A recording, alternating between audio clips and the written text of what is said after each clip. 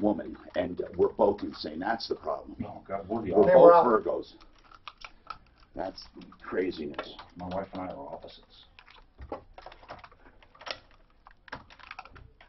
So you're a big Florida guy, John. You see what they're paying that coward guy in that school shooting for his pension? The cop? The cop and stuff that ran away. I didn't see. What was it? Over $100,000 a year. In his pension? His pension. The cop that ran away. Yeah. They have him on video, like literally running away. He did run, along with the teacher. Wait a minute. Well, real short. He was literally there to protect them. Yes. And he ran away. Is there more to the story? That doesn't sound You're keeping yourself short.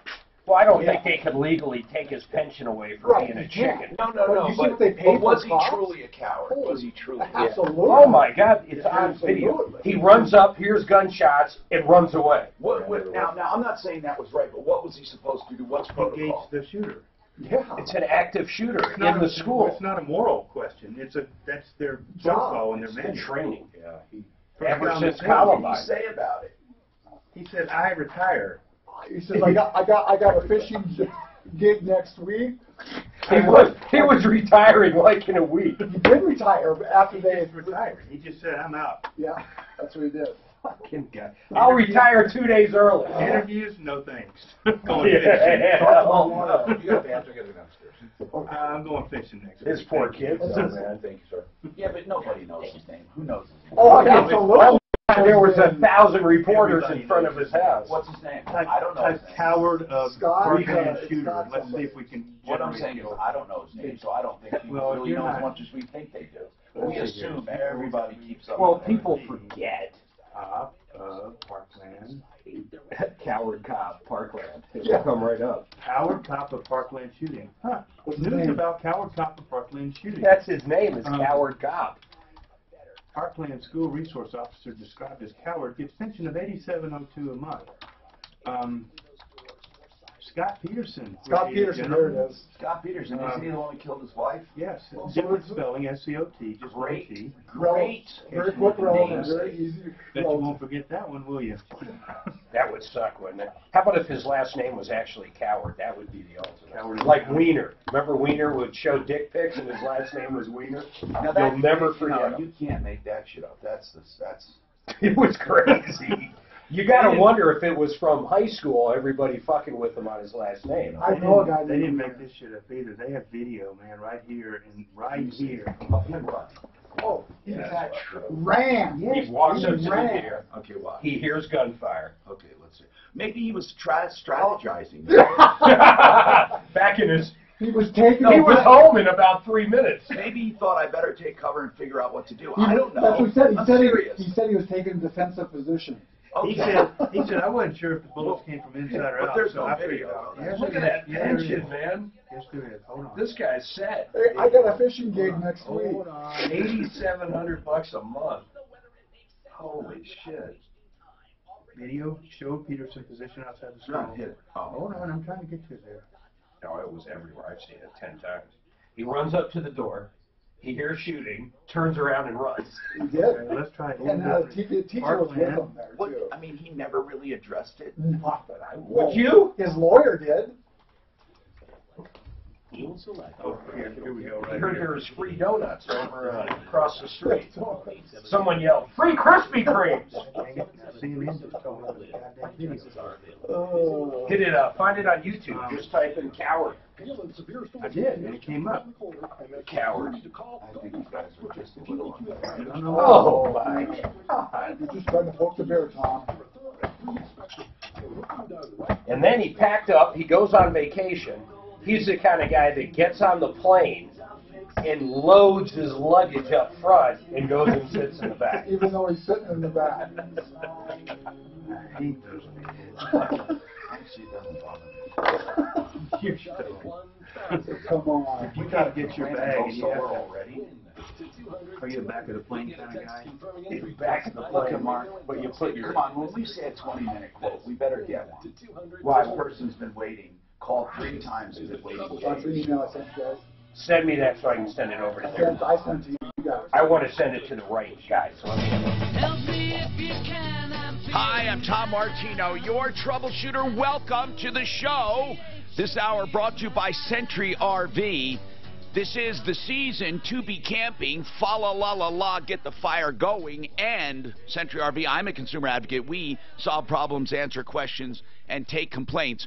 All you have to do is call 303-713-TALK. You can get right through 303-713-8255, and we will attempt to solve your problem. We'll definitely give advice, suggestions, and take action if necessary. We have so much going on and so many cases in the background because we follow them through and we get directly involved. I love doing that for people. I love when we solve problems. And I'm going to be doing some follow-ups, just a warning. Get them ready right now. Meanwhile, 24/7 you can call 303-MARTINO, 303-627-8466. And this is the only show truly of its kind. We call it Media with a Purpose, a refreshing break from politics and BS. We don't slant anything. We listen objectively, but then we take a stand, and we're proud of that. If you're looking for an RV, Century RV has the largest selection of used RVs in the entire state, possibly this part of the country. All you have to do is go and look at them. They have 2 locations. Now, the one up north has some new stuff, too, a lot of new stuff. In fact, they both have some new stuff. They have camper trailers for the Memorial Day season coming up, brand new for under 10 grand, under $10,000, brand spanking new, beautiful. They are just north of the city on the Longmont turnoff, right there at the 119 exit there, the exit for Highway 119. They're on that frontage road north of the city on I-25. And they have a service department up there. And then they're in Lakewood, just north of 6th Avenue, between Kipling and Sims, next to Woodley's. CenturyRV.com, 303-451-1111. Let's talk about your life now and your problems and your complaints. You know, we were talking a little before the show. Deputy Dan brought up the coward of Broward County, who was the cop at that school shooting they had a while back. He just got his pension, $100,000 a year, like $8,700 a month. You know what's weird, though? If you go to Google and just type in the word coward, no other word whatsoever, that's all that comes up is him in the definition of coward. How would you like your entire life for the terrible. Could you imagine you type in coward? How about if you typed in scumbag and your name popped up? I mean, that's what this guy's going to have to live with forever. It's terrible. It's how powerful the internet is. Oh, and it lives forever. It used to be if you did something wrong, people forgot and it went away. Now you can find out anything about any time, anywhere, about anyone. It's crazy. 303-713-TALK. John Fuller is our guest today. He's a personal injury attorney, but he chimes in on most everything. Deputy Dan, Deputy Clint, what follow-ups do we have? Okay, Deputy Clint, what do you got going on? First one, Steve.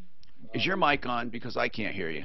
Is it working now? Go ahead. Okay. Yes, you got to get really close. All right. Steve, a guy who went into emergency room down in Colorado Springs and ended up with a $6,100 ER bill. Yeah, and it was UC. Was it UC or was it another one? But UC Health, yes. But you know, we get these complaints all the time, and it clearly says emergency. Mark looked it up and got that Google Street View. It says emergency in giant letters, and he said they didn't tell him. I mean, how many times do we hear this? Anyway, what happened with that? Well, his insurance did end up paying all but $2,300, and then we talked to UC Health, and they forgave half that. So.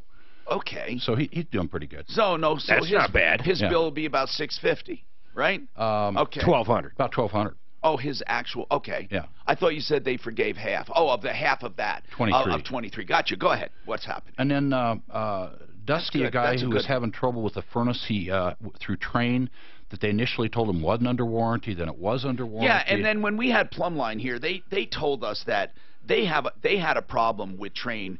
Honoring warranties and giving them a hard time, so they discontinued. Didn't they replace the same switch or part 5 or 6 times in that thing? They were out 12 the limit times. switch, and we thought it was a high altitude limit switch problem. What happened there? They were out 12 times. They basically sent them a letter saying that after 12 times they were, they weren't going to handle it anymore. But they did refund all his parts, his warranty, about $900. They refunded the whole thing. Really? Okay, but not for the furnace, just for the warranty part, or what? Well, for all the parts that they put in that weren't probably necessary. So plus, now what is he going to do, though, if it's not working? well, it's working now. Okay. Plumline got it fixed. I Oh, guess. okay, good. Okay, what else is going on? That's it for these two. Okay, good. So we got some money to add to our total there. 303-713-TALK. Joe, what's going on, Joe, with your student loan? Well, they seized my taxes this year. What had happened was... They do that when you're in default. Right. For student loans and child support and other things. Right. And I had paid this off, supposedly. They were supposed to send me some documentation. I never got the documentation. Now, when you say you paid it off before they seized your taxes? Well, they had been seizing my taxes. And you're saying you paid it off through the tax seizures, or did you? Right. Okay. That's what they told me. But okay. So you want to know why did they keep going? Right. Because, well, and I think I have an idea now because I wasn't sure what is the idea that you have now? Why? Well, now they've gone through this Treasury offset program. Basically, well, the Treasury offset means anything you owe to the government, or excuse me, right. anything the government's sending to you, they go there first. But I need to know, if they were seizing your taxes, did you get an accounting as to how much was being applied to your bill and a basic accounting? No. No, never. And then also... How many times did they seize? How much did they seize? Probably over $20,000. How much was your student loan? $12,000. Well... You don't know what the interest and stuff. I mean, you got to have an accounting. Yeah, but they're not abusive on that. I mean, that's a government program. They don't, it's not like owing but some loan shark. All federal loans. They were private loans in there, too. And private loans and federal loans are handled differently.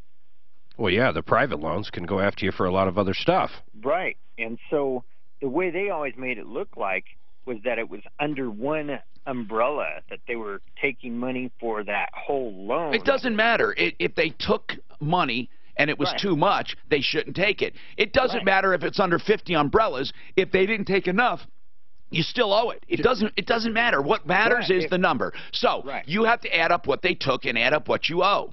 Right, and I don't know what that is because they wouldn't. They but you ought to know what you owe. You took out the loans. You know exactly what you owe.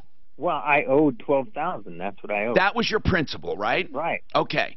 Right. And do you know exactly what they took out? They tell you what they took out. They tell you every year they take it. They tell you how much. They didn't tell me. It's on your. It's on what your was taxes. the interest rate? You had a refund coming, and that refund was seized. You have an amount. Right, right. And as far as I know, and I don't have all the paperwork because this goes back, and I have to somehow find out. All right, that's what you have to do, Joe. You need to go back to each and every refund and add them up.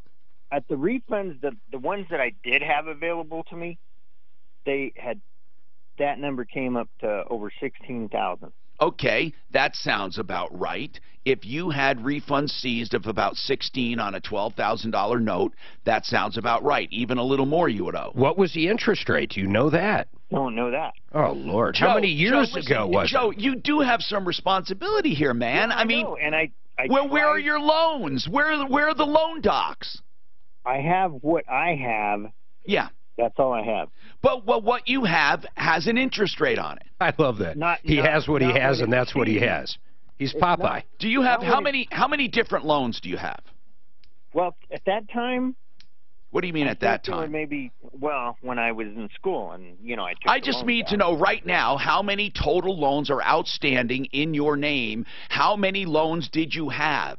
Well, I mean, total. I just had that loan for that school. One loan for one school. Well, yeah, that's all I went to school.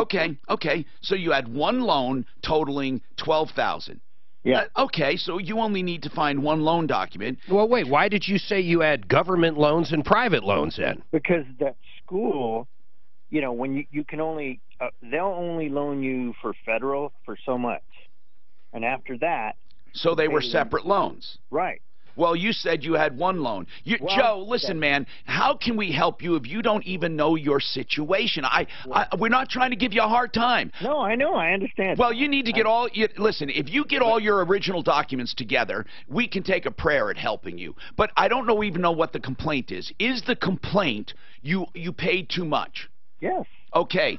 Did you call them? And that I don't know the balance, so that way I don't know if I'm ever going to pay this off. How do I know that? Well, that's up to... See, Joe, here's where you have responsibility. I'm not going to do this again. Here, this is very simple. You're going to get all your loan docs together, and you're going to add them up. Then you're going to add up exactly what was taken from taxes. Then you're going to call us back. And you're also going to get us account numbers. There's something else. See if he's a W-2 employee. Just ask him that real quick, because the other option is he can up his exemption, so they're not going to take as much out. He's not going to have that much sitting there at the end of the year. Are you a W-2 employee? Or are you self-employed? No, I'm self-employed. Okay, so he does, you know, his tax benefits the best way he can. But Tom, the conversation started with him saying that he had paid it off before, and then they levied him again. No, so, I misunderstood that. He said he had paid it off, meaning with seizures. He's saying they took too much, Gotcha. And they continue taking it. He wants to know, when can he look forward to them stopping? Well, Joe, if you have the paperwork and get us the loan, the original loan, whatever you have, get it to us, okay? Or loans. We have to have something. I mean, really, here's the answer. And try not to pay as much in each month. If they took too much, they took too much. If they didn't, they didn't. But I will say this, Joe. As much as people hate collections, I sincerely doubt that they took too much. Because you have penalties and interest on interest. And possibly collections. Right. John, what's going on with you, John? Oh, yes. Good morning, Tom. How are you? What's happening, man? I'm going to get, I was awarded a new roof, and I live up north here in the Loveland, Fort Collins area. I'm assuming this is an insurance adjuster, you say, awarded you a new roof, meaning damages. Yes. Okay, so what happened? Well, nothing, really. All I need is, on your referral list, I need a roofer that you would recommend. Excel. Well, anyone on there is good. I mean, but Excel Roofing is one I know personally, and they're you know, but I would go to Excel at this point. Why not, right? Call them. Okay. And guess what? Now, what? He won't pay a cent until he's content. Yeah, and listen, you just please don't go outside the referral list. But really, we do police all of them, and go to Excel if that's really all you need. Now, listen, you also want to insist on a complete breakdown and estimate of everything you need. Okay? And I want to throw something else out there, man. They do not have to see the insurance thing before they do that. And I'm not saying they would. But you let them give you a complete and total estimate and a breakdown of how much materials and labor is before you show them the insurance thing. And then show them the insurance thing in case you need to put in supplemental bids because the adjuster was not fair with you. Then I want you to turn around and call the public adjuster. That's on referrallist.com. Paradigm, It'll right? cost you nothing. Right? It'll cost you nothing. Paragon. Yeah. Paragon. He's going to come out and play cleanup and find you another $5 or $10 grand. Yeah. Okay. Do it. Now, Excel Roofing is 303-761-6400, okay? Cam Solar is our solar company. I'm so happy to have solar on board. Remember this website because this is the important thing. GoCamSolar.com. GoCamSolar.com. Fill out the information. They can do an analysis of your location and an estimate of what it will cost and what you will save. They are the only people that give a 20-year performance guarantee. And with tax rebates and tax credits, nothing comes out of your pocket. Cam Solar. Okay? Now, you go to GoCamSolar.com, put a /troubleshooter for a special page for my listeners. That's GoCamSolar.com /troubleshooter.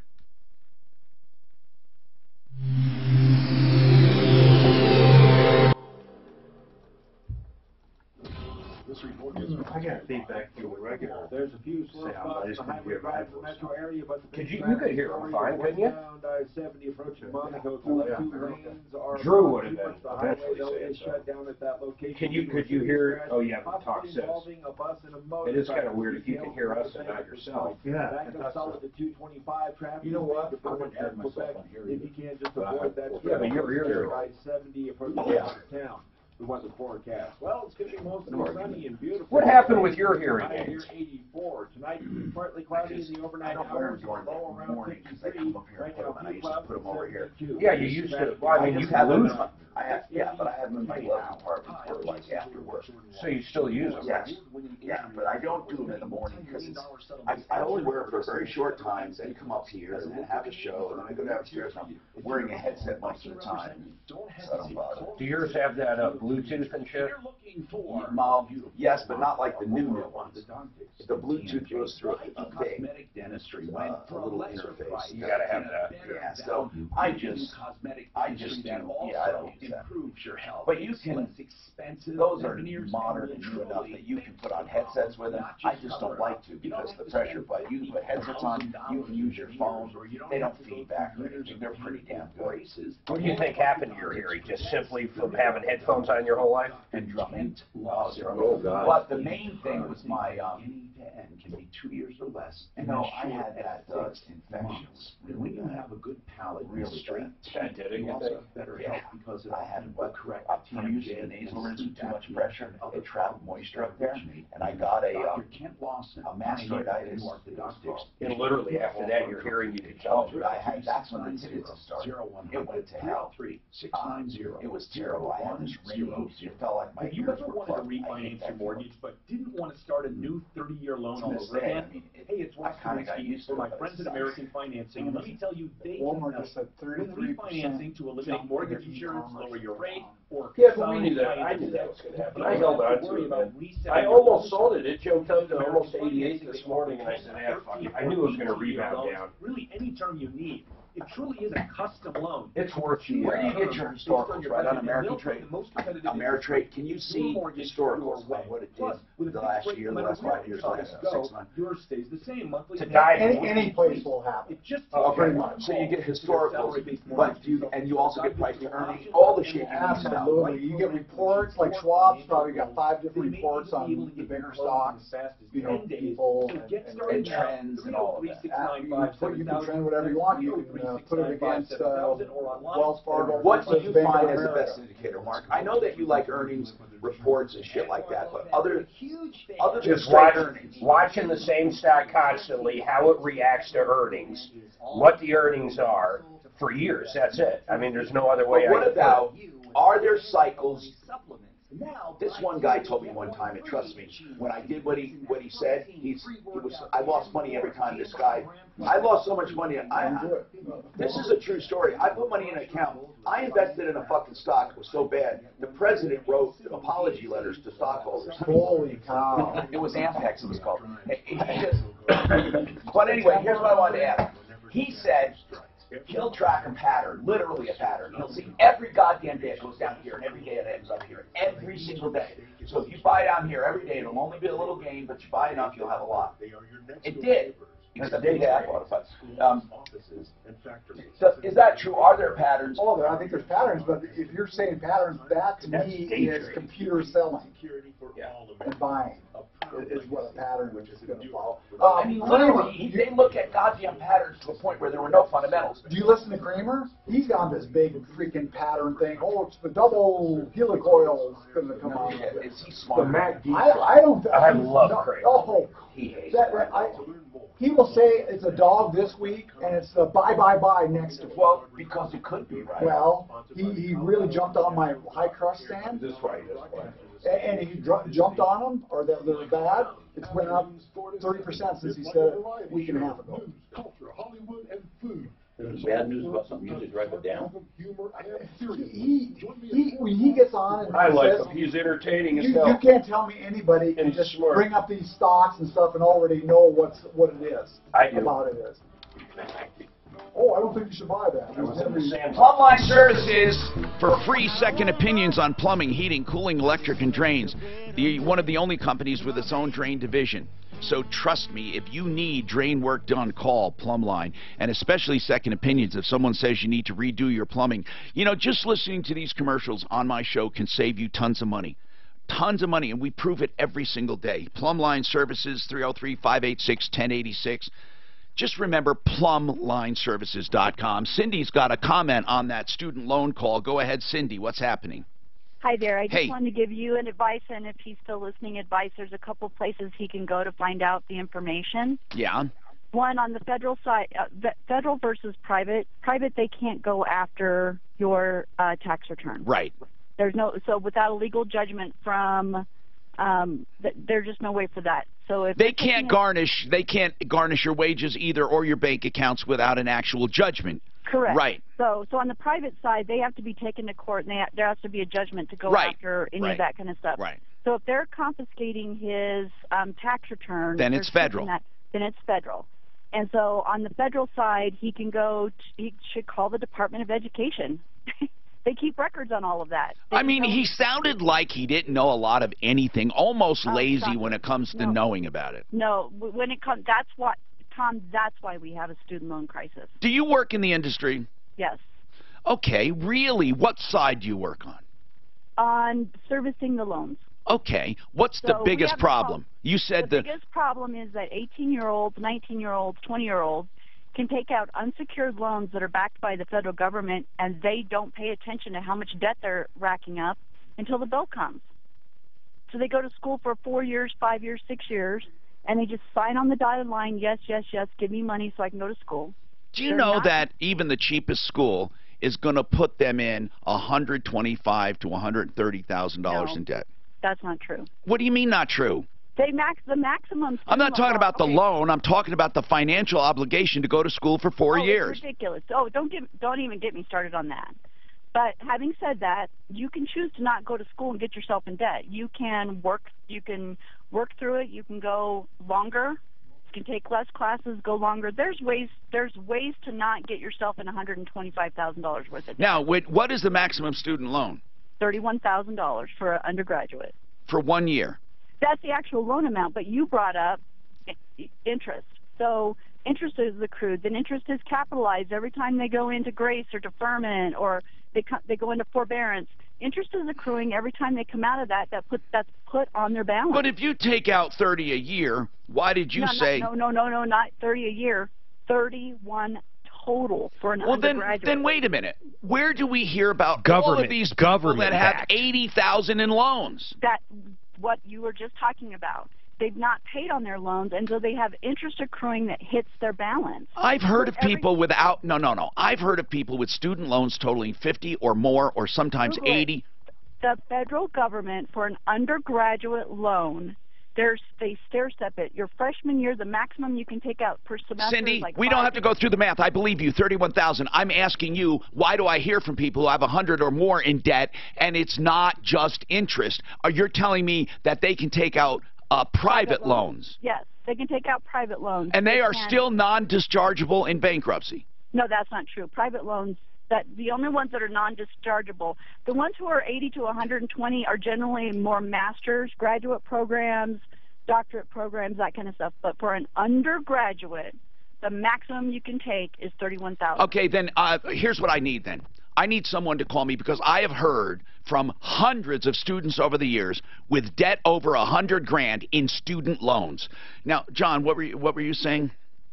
No, I think she's talking about subsidized federal loans, and there's so many other components to it. But to say that the most that somebody can be in debt after an undergrad program is only $31,000, I don't think is. She's talking about federal loans. I think that's got to be federal subsidized or some small portion of it. Some subset of it. I certainly had more, and God forbid, when I got out of law school, it was an enormous figure. So yes. See what I'm reading here. It says, what is a lifetime limit on federal student loans? And they say maximum subsidized, unsubsidized, $224,000 for medical, graduate/professional, $138,000. Dependent undergraduate, $31,000. So that must be what she's talking about. Just a dependent undergraduate. But what about a non-dependent? Right. Yeah. Yeah. Independent undergraduate, $57,500 per year, or total? Total. Okay. But then what was that 100,000 you read? Well, 138 is for a professional, so I assume that would be like John, an attorney. But then medical is $224,000. Yeah, it's crazy. $250,000. Alicia, what's going on with you? Alicia. Yes. Hi, Tom. What's happening? Hey, so I have my daughter who is currently in a house that is not permitted for being built, and she's kind of... Hold on. she's in a house that's not permitted for being built. I need you to explain it. First of all, does she own or rent? She's renting right now. Okay, so she's renting a home that is not legal to live in? Correct. She's in the basement. Is it condemned? No, it has not been condemned. It just has never been permitted, and I went to get... As a residence, is the upstairs permitted? Is it a normal house?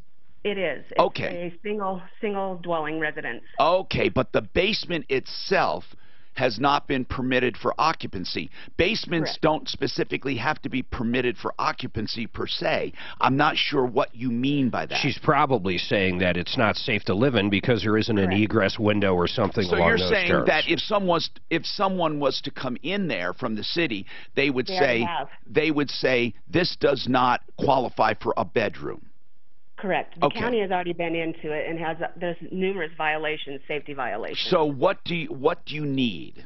I'm just trying to get some information on, basically the county had told me usually when this happens that the landlord just boots the renters out. Of course, because you can't, it's almost impossible to say to a landlord, you must, in a basement especially, you must fix everything if I'm going to pay you rent. Otherwise, what? Then move. I mean, and then guess what he'll do? He will rent to someone else until they complain, and then make them move. While you say what you're saying is true, he's not supposed to be renting that place unless it has this and this and this and this. So what? He's not going to do that, and if he does, the rent's going to triple. So you don't really help your daughter if she wants to live there, because I'm just telling you from all the experience I've had, in most cases where a tenant complains about safety or protection or building codes or safety, they leave. Or they get kicked out. I mean, with the county being already investigating on it and whatnot, I mean, they've been doing what they were supposed to, so are they SOL basically? Here's what, if the county is investigating, the landlord's easiest way out, let's say it's going to take 40 grand to make that, and it's not worth it. It's just not. The landlord's going to say to the county, okay, forget your investigation, I won't rent it anymore. And then then a few months later, he'll rent it or she'll rent it. Now, that doesn't mean they will. Maybe the county, if you get an inspector who's really pissed off, might come back and check every now and then once you're on the radar. But the truth, Alicia, just to tell you the truth, it's not like, aha, I got you. Now you better fix my bathroom and put in an egress window and all of that, because it never works that way. It only works that way in movies. When a tenant gets a landlord, and by the short hairs, the landlord simply says, okay, well, I guess you can't live there. Goodbye. And there's not much you can do about it. You know, I mean, really, what are you going to do? Force the landlord to fix it? For what? No. No, yeah, obviously I knew that. I didn't know whether or not the kids had any grounds to stand on as far as, hey, you know, we're in a lease now. Okay, here's what you're talking about, I believe. John, isn't she talking about what's called specific performance? She's saying, I have a lease until the end of the year, and you're required to provide me a residence until the end of the year. So let's talk about that coming up. What about specific performance in a rental lease? Is that realistic? We'll ask John and get some other opinions. I'm Tom Martino, and this is one of the issues we come up against a lot. Another issue we come up against, stem cell therapy. I am getting letters every day from people who are saying they've been ripped off.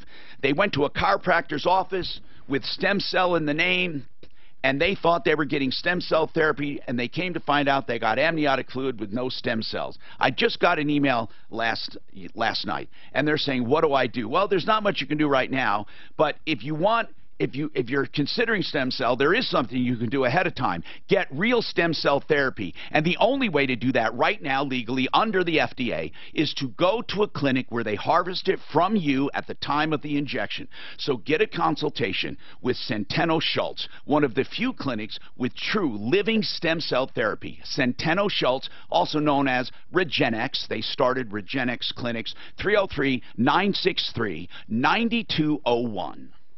The house my dad has, we would finish the basement, put in $8,000 for the egress window and a stairway. Got it framed, plumbing, electrical, they came in, ceilings are too low. basement. They had to be at least 7 foot. And they said, no, cannabis, this was not habitable. Well, that certificate of occupancy one? Yeah. That was the doorways were too low.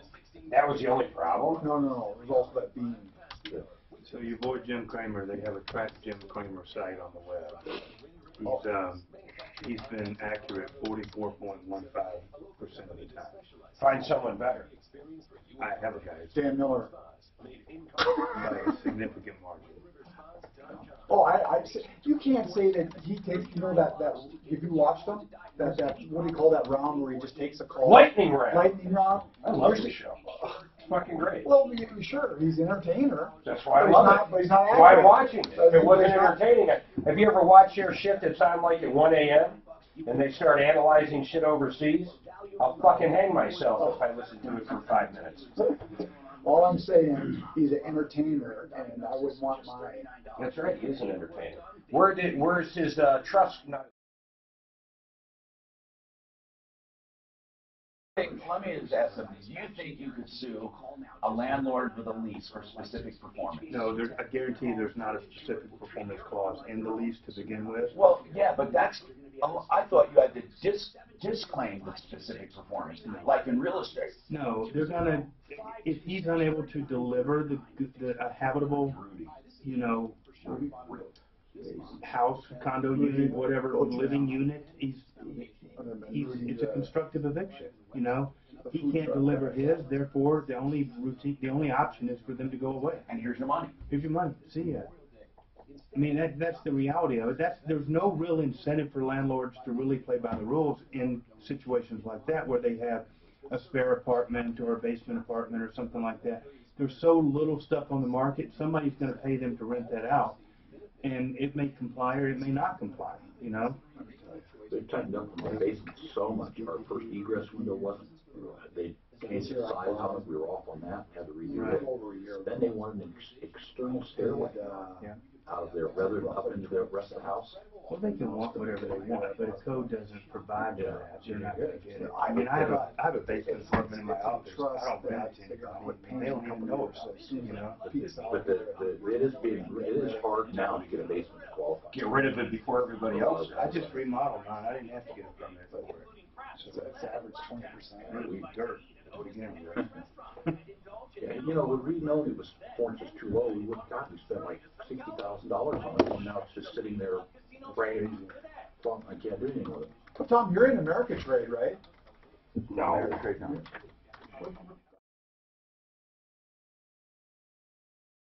There and just start looking. There's so many articles. I understand that, Dan. I do.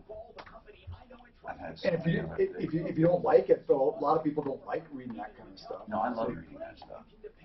I'm a quick study too. I can comprehend it. Hey, is there a time that we can all get together and kind of go over what I'm doing as far as when do you want to do that? Sometime that is convenient. Do you want to do it after the show? Or do you want to just 2 o'clock back in my office? Okay, then come back, or we go to you, or we meet somewhere. You let me know when. Okay. You let me know. You text me some various things after the show, and we'll make. Now and get a free upgrade to hail resistance. I don't want to do it live on Facebook either. Oh, we can do it now. Specific performance, man. It's something that so many people just expect. This woman fully expected. Now we got him. He's got to fix everything. Right. Yeah, bye. Right. But they don't. That's just what they have walking around knowledge. That's just what they expect. There's no basis for that. It's just we've got him by the shoulders now, like you said. Not so much. The reality is the contract is not capable of being performed legally at this point. You can't force him to go and bring that up to code. What are you going to do in the meantime? Go stay at the Ritz? I mean, it's just not realistic. So. But I've never heard that you have to have specific performance written into the contract. I don't think specific performance is a common law remedy that's available. No, it's assumed. Performance is assumed. No, it's not. I don't think so, Tom. You can't force somebody. We live in a world where we assign money damages to rectify all the things that have gone wrong in your life. Okay, specific performance is an anomaly because it forces somebody to perform. But there are certainly contracts that do. There are, and they generally have it written in as a remedy that the buyer can elect if a seller, for instance, decides to back out and not sell anymore. You can say, no. you know, you're going to have to perform. You can't go sell it to the next guy that offered you a higher price. Hi, Tom Martino, your troubleshooter. I've been discussing with John Fuller Law, and I have also consulted with our other attorneys, and usually specific performance in a contract is something when there's no other remedy. Normally, there's a monetary damage of some kind or release from the contract if someone cannot perform. What does this mean? This means that if someone damages you because they don't perform on the contract, what is it worth? And just because you have a contract doesn't mean you can make that person perform. So if you have a landlord and the landlord is renting to you in a lease, and then the place is not up to code, and you're paying $200 a month, can you reasonably expect, or $400, whatever you're paying, can you expect that they have to make all the improvements to bring it up to code? Because it could be thousands of dollars, and then you still continue to pay that. Can you make them do it? You know what? You could sue for specific performance and spend $50,000, $60,000 and lose. Possibly you could win. Who would know unless you do it? It's just not practical. Most of the time in a lease, when a landlord does not perform, the tenant either evicts themselves, constructive eviction, or they decide to just put up with it, or they come to some agreement, some negotiated settlement. John? You're right. You're right. That's exactly the case. I mean, we just don't force people to perform except in very limited circumstances where, for instance, in a buy-sell agreement where perhaps a seller wants to back out and sell for a higher price, a buyer could force them to go through with the sell at the lower price that they'd agreed upon. If they already had agreed. Right. Okay, so let's ask Alicia. Her daughter got the landlord because they complained to authorities and found out that the basement is not up to code, should not be rented out. Alicia thought that it was going to make the landlord fix it up for her daughter. And really what it's going to do is make her daughter look for a new place, because landlords simply can turn around to the authorities and say, okay, if I can't rent this place unless I do this, this, and this, I guess I won't rent it. I mean, there's nothing in the world that's good. I can never see the authorities in Aurora or Denver saying, well, no, I see you got 6 months left on this lease. You better raise the ceiling, and you better put in an egress window, and you better widen the stairway, or else. That's a fantasy world. So, Alicia, do you have any additional questions? I guess not really. I just... with them having the upstairs available, is that an option? So in other words, it could be available, but can you make them do it? No, I don't think you can. No. I mean, let's put it this way. You'd have to sue them to find out. Really, it's just, you can sue for breach of contract. Just go to court, let a judge and hire an attorney, see what they say. But it sounds hopeless to me.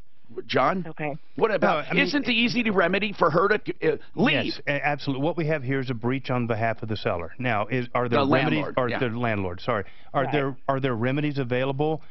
Maybe you could force the issue on the upstairs unit, but not necessarily at the same rate or term or anything like that. So the practical reality is that though he has another unit available, you're likely not going to be able to force him to make that available. Her remedy is a constructed eviction. I mean, that's it. She can pack up and leave.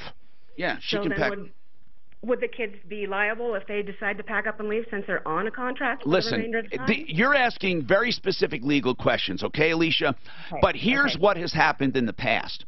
When a tenant has a really good reason for leaving, they leave without penalty usually. But what is a really good reason? I mean, if you're just, technically, the gotcha doesn't always work. Just because you found a code violation, as weird as it sounds, may not be enough.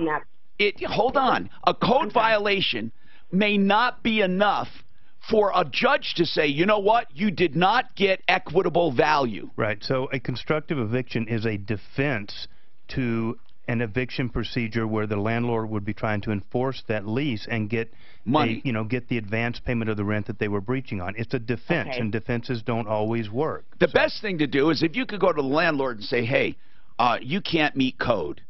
We don't want to live here anymore. and then you guys negotiate some kind of settlement. That's the best thing. But, you know, be careful, Alicia, because whenever she leaves on a lease, that landlord could come back to haunt her. Where we get this a lot over the years is when people are on Section 8 housing, which is government subsidized, they bitch about it. All of a sudden, the landlord, of course, can't afford to fix the place up. What happens? They can't even find another place. They end up out on the street. And Alicia, let me ask you truthfully, what truly is a violation your daughter can't live with? Give me an example. Well, they don't have any heat. Oh. Everything is maintained upstairs. It's not. Okay. It's not. Yeah, I mean. You mean they don't have access to the heat? Correct. Access to the heat. Yeah. Okay. So, you know, Alicia, she's going to have to make up her mind whether she wants to put up with it or leave or whatever. Seriously. And there are no. Here's another thing. We're the closest thing you get to a renter's advocate. There really is no such thing. Even attorneys that practice tenant-landlord law usually represent the landlord. Yeah, I have no idea how a tenant-landlord attorney could afford to even buy a hamburger by representing most tenants. Because most tenants, what's going on? They can't pay the rent. Okay, we feature this investment called Become the Banker, which is overfunding life insurance on purpose in order to build cash value that grows tax-free. You use it for yourself during your life like a credit card and pay yourself back high interest on purpose to shelter more money. It's a sound, safe, conservative financial investment with a guaranteed return and dividends. So please, if you're looking for a safe retirement plan, this is one of them. BecomeTheBanker.info will get you all the information, a video, very short video I did, and then you can sign up. Again, BecomeTheBanker.info. It's my bank, my money, my way.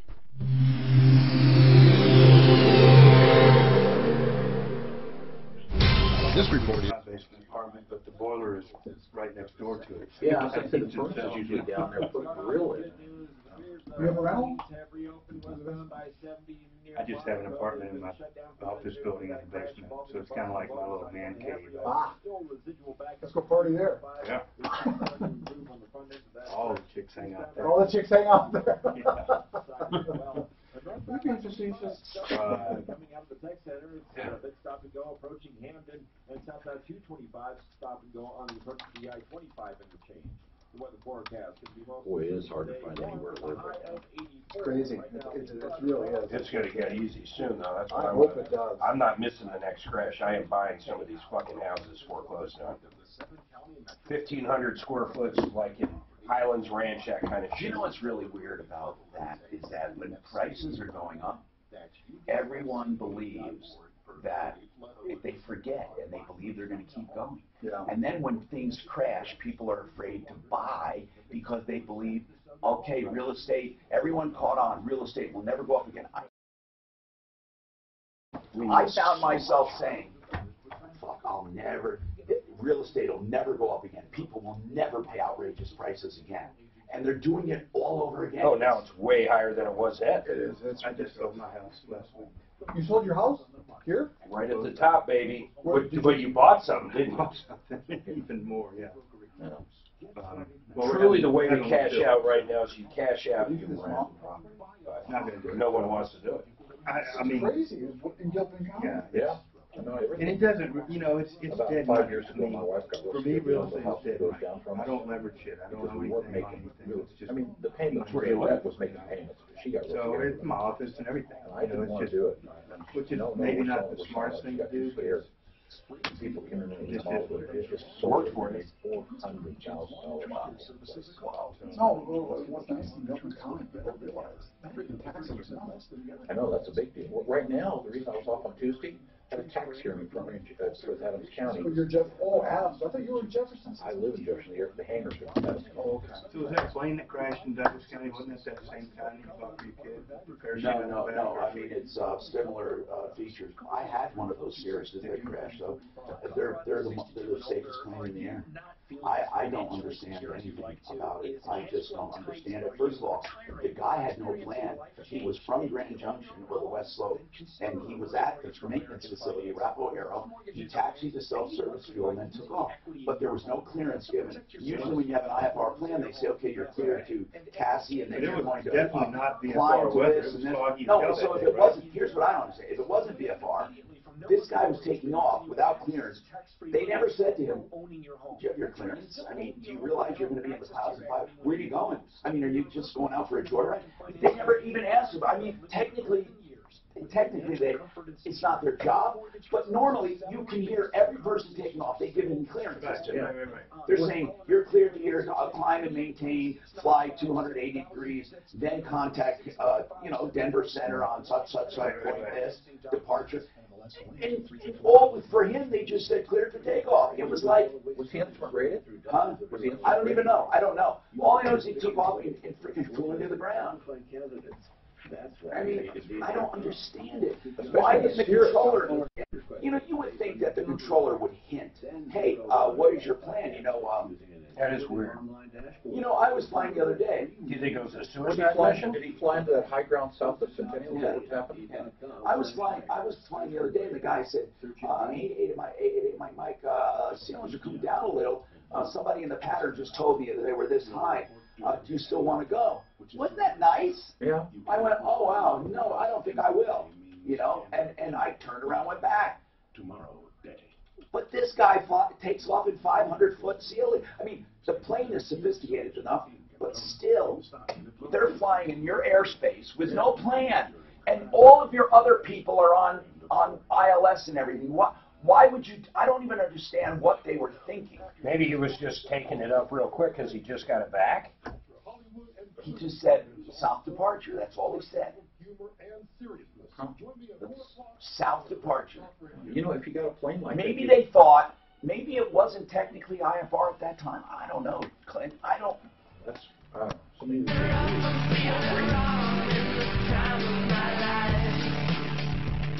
Hi, I'm Tom Martino, your troubleshooter, 303-713-TALK. Flexident, if you're looking for someone to fix that hail damage, by the way, you only have a year to put in your claim. If you haven't done that, you better call your insurance.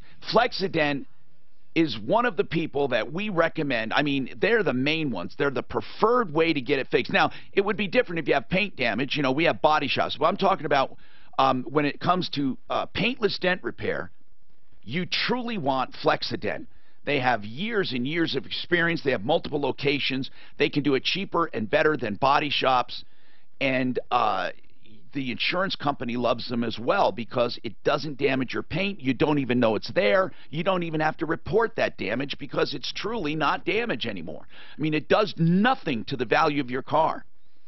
FlexidentofColorado.com. Look them up. Make an appointment. They have appointments opened right now. FlexidentofColorado.com. Okay. Let's keep going. I don't like giving bad news to consumers, but I have to be truthful with them so they don't waste their time, like on that previous rental agreement. And if you didn't hear it, you can always hear us on Facebook, YouTube. We have our podcasts up, and you can listen live there, and the iHeartRadio app as well. Rudolph, you have a property encroachment question. What's going on with you, Rudolph? Hey, Tom. I'm sorry, being there, I forgot. It's okay, bro. Go ahead. I have a question. I bought a Fourplex about 12 years ago, and recently one of the previous tenants told me, the guy next door is encroaching on your property, and how long before his fence has to stay? I mean, will it actually not be able to move it? Well, first of all, how is he encroaching? My property is 80 feet wide, and I only have 72 feet, so he's using 8 feet of it. He has a pond back there and all kinds of stuff already. All right. If you're talking about adverse possession, right. A lot of people talk about that. That's very misunderstood. And really, adverse possession has to be defined by the courts. Right. There is no particular number of years that I know of in the past cases. I don't know of any particular number of years. All I know is that if you take, it says if you take something openly And notoriously, meaning people need to know about it. You can't sneak to some guy's, 5,000 acres and plot out a little corner for yourself if it's not open. So you have to maintain it, and you have to treat it as if your own. And if you do it for a long period of time, people have said in the past 12 to 18 years, but you can sue to own that property, but it doesn't automatically happen. And here's the thing. And a lot of times you still end up paying for that property at fair market value. That has changed just recently. Because of that Boulder thing. But here's the deal. It doesn't actually say fair market value. It talks about it's just a bad thing. Don't expect to get property free, and don't expect people are going to steal your property either. But you have to be aware of it. I remember years ago, I had a commercial piece of property, and I had a Wendy's that was encroaching on my property with their drive-through. And one of the guys, this was years and years ago, and one of the guys, attorney said, "Well, sue us because we don't think we are," and I knew they were. And so I was afraid that they would try to do adverse possession. So you know what I did? I did something that I thought was ingenious at the time, and my attorney said later on it was ingenious. And I'm not telling you to do this because I don't know if it'll work. I know it worked for me. My attorney looked at it and said, "Wow, that's cool." I wrote a letter of permission to Wendy's and said, "You have permission until further notice to use that piece of the property you took for your drive-through." They hated. That attorney said, "We never asked for permission." I said, "Well, you got it." And so it was no longer hostile. It was no longer adverse. And so they were pissed off, and it was not adverse. So here's the deal. If there's a pond on your property and it's openly encroaching on 70 or 80 feet of your property, you could have a problem. You should talk to a real estate attorney about it, or talk to your neighbor. And you might want to work out a deal where you move the lot line or something, do a lot line adjustment. But I wouldn't, let's put it this way, any property encroachments, I personally would not let go. I would address them in some way, either through easement, permission, the court, whatever. Some way I would do it. Becky, what's going on, Becky? Hello, Tom. Hi. What's happening? Hi. I had an issue, or have an issue, with an auto repair business called Automotive Transmission Engineering Corporation. Wow, that's a mouthful. Automotive Transmission Corporation, or automotive. Oh, it's a mouthful. Can you imagine that? All right. So tell us what the problem is. Well, I decided to have my Jeep rebuilt, my engine rebuilt, and suspension rebuilt. October 2016. 2016. 2016. Okay, but hold on. To make a long story short, are you going to complain about the fact that the job was never done right? It's never done right. Okay. So it was never done right. He told me a couple months. And how long? When was it completed? Hold on. We're not going to finish this. Hold on. We'll come right back to you, okay? Today is the day you break the stranglehold of addiction. You and your family can't lose another precious business model ever.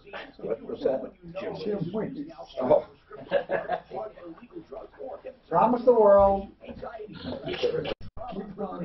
Substance abuse. Please know you're not alone. There's help. Call the Raleigh House today. They've established a special number to address your concerns. 720-895-5559. You know, it's almost becoming hard to get these in. That's 720-895-5559. Third hour. Raleigh House is a premier addiction recovery program located here in John, Colorado. if somebody, what's the statute of limitations on breach of contract? Usually 2 years. Substance abuse. No more excuses, no more denial. Like somebody did a repair job on my car. That's the only thing I can think of is breach. And they didn't do it right, and it's been on 2 years.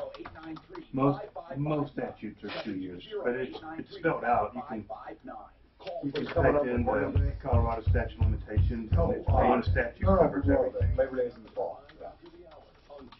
Suzanne and Mark, did you know that Colorado Tinnitus and Hearing Center is having an open house today? I saw that on your calendar.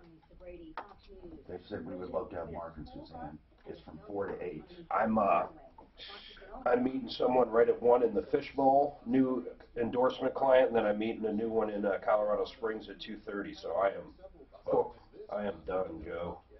Knocking this bus on its side, Rob Greenbaum, the mayor of Mount Olive, where the crash happened, says his first news of the crash. I hate driving to the Springs. Actually, what sucks is when I have to leave around 5, man, it just blows. They're going to eventually have to get that highway fucking fixed. You ever driven that stretch when, what's that thing where they dress up and act like knights? Oh, yeah, at Larkspur. Oh, hell, that is horrible when that's going on. Yeah, I don't know if Dan told you, but we have a lady who's ripped off by a contractor, and she's wrangled up 3 or 4 more people that have been ripped off by the same guy. So I'm going to have like 3 or 4 people on for the same complaint. Is that okay with you? Who is it? Can we call this auto place, Dan? Sure. Where's Clint? I'll have him call if he forgot. Wonder what happened to him. He just went down. I think he just went to the bathroom. Did you say anything bad? We can have him do it. Automotive transmission, we don't know if it's an issue. Yeah, we don't even know what's going on yet. I paid him $300 for a rebuilt transmission, and it's not working. Speaking of You gotta bring that customer of his, are they a little slow or something? Of course. Oh, okay. Yeah. I've been trying to call him because you can easily take him to small claims court. Yeah.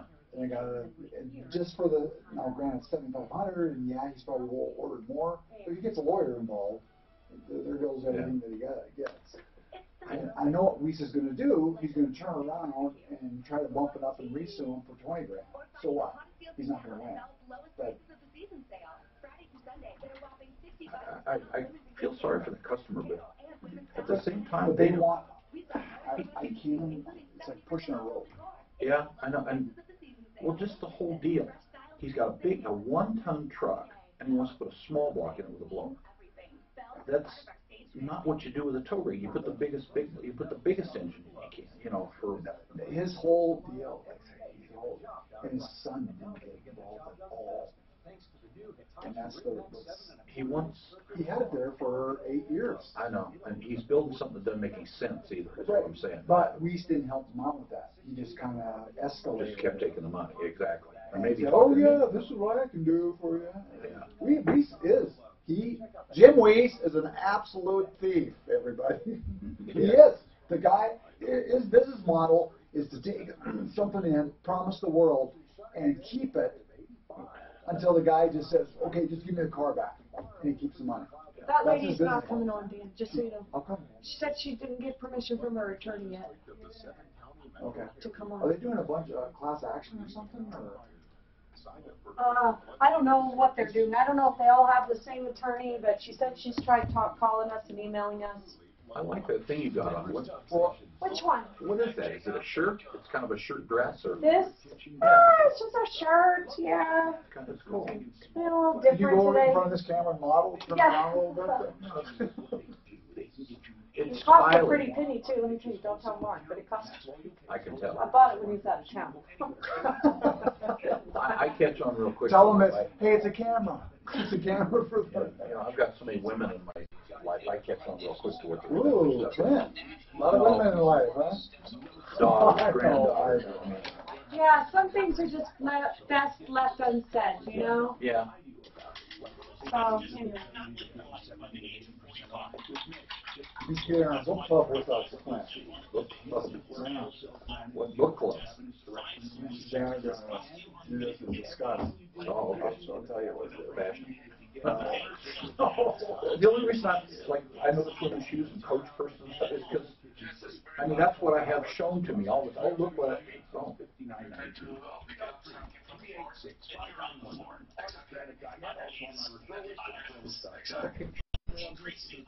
Yes?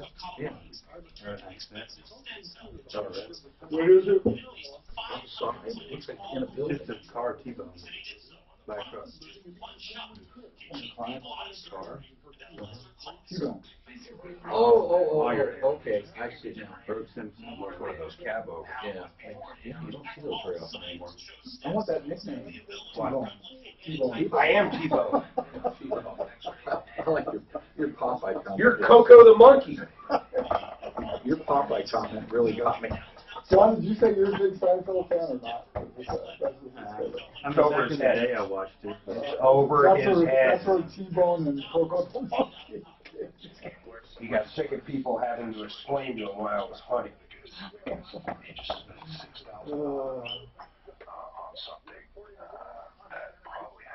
That's so fun. He orders a steak, a T-bone, Coco the Monkey.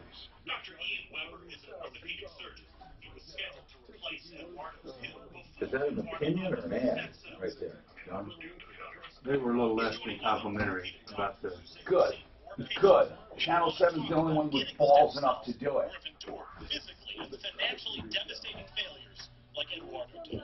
Driving stem cells, a lot of it is the patient desire for a miracle. Hi, Tom Martino, your troubleshooter. Welcome to the show. 303-713-TALK, 713-8255. This hour brought to you by Rocky's Auto, 63rd and Federal. Used cars, trucks, SUVs, and vans. If you're looking for one, Rocky's is the place. We are consumer advocates, solving problems, answering questions, taking complaints. Boy, I want to contrast two local news stations, and I'll talk about it in a second here. And my hat's off to Channel 7. They have been doing some incredible stuff. Suzanne, you know that young man we had on the show, Orion, the other day, let's see, about a month ago, about unlicensed medical practitioners?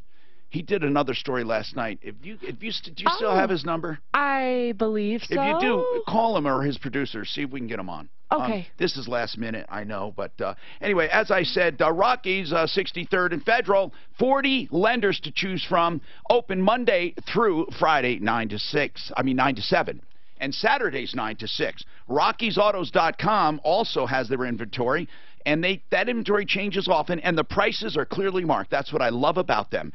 Go to Rockies, and you won't be disappointed, and higher trades paid too, because they sell them right there if they're in good shape. Okay? 303-426-4646. So stem cell therapy, as you know, I've been railing against the fakers, mostly chiropractors, who use amniotic fluid. In any case, Channel 7 did a report and named a few places and talked about it. Now, Channel 7 is here doing a report about beware of fake stem cell therapies. And Channel 9 takes their money on Colorado and Company and touts, you know, how good they are, how great these fakers are. Now, here's the weird thing about this. Channel 9, I will tell you, they're going to say, well, that's not a news show. You know, that's an advertising program. They just pay, and they're part of the show. I understand that. So they're not connected to news technically, but they're still connected to the station. Do you feel that Channel 9 has an obligation when they take money from advertisers? Do you think they have an obligation to at least screen them? Think of the money we were offered to do that. What did we say? No. Hell no. That's right. That's right. And I dumped one immediately after doing a test. So here's the deal. Channel 7, they are rocking it, okay? I don't understand it. I just don't understand, you know, the mentality at the other stations. Channel 7 is the only one making noise. You know, not that I care about this Hancock thing, but they're doing gangbuster on that. But on this medical stuff and on stem cells, they had the nerve to do it. And they are missing out on a lot of advertising revenue because of it. My hat's off to them, man. That is really cool. So, 303-713-TALK, 713-8255. And hopefully when Fox gets back in the market, they're buying Fox 31 back to be an O&O. Fox was the company that originally hired me over there. They are coming back. And also Sinclair Broadcasting is taking over Channel 2. That's an ultra-conservative. Whoa, whoa, whoa. I don't understand what you said about Fox. They're buying back the franchise? They're buying back the affiliate. It's going to be an O&O, owned and operated by Fox. We just talked about that yesterday. I said that's how the whole model needs to go. Well, O&Os are not new. The networks have always owned stations in the top 10 markets. They've owned 5 or 6 of them. And Fox has owned them. And they used to own Fox 31. I used to work for Fox, and then I left when they sold. I didn't get along with the new owners. But in any case, right now, they're going to buy it back. and then Sinclair is buying the other station. And really, Sinclair and Fox are highly competitive. I don't know how they're going to do. They're both in the same building over there, Channel 2 and Fox. I don't know what they're going to do. They're both in the. They use everything the same. They use the same staff. It's crazy. I don't know what will happen over there, but in any case, when it comes to local media, Channel 7 is rocking it. I'd like to talk to Ryan about that stem cell story. I've been railing against this for months and months and months. 303-713-8255. Becky, I left off with Becky. Let's just make a long story short. You had auto repairs done. You had them done back in October of 2016. Yes. Did you have a warranty on them? Yes. Okay. And how long was the warranty? 3 years. 3 years and how many miles? Just 3 years, no mileage. And you had transmission rebuilt? What did you have done? Transmission, engine rebuild, and it was supposed to be suspension rebuild. And did they do it? Yes, but I still have problems and issues. No, I understand, but they did do it. So because sometimes there are some companies out there that don't do it. They literally do a wall job. They park it next to the wall, and then you come and get it a few days later. Okay. 6 months for the engine rebuild.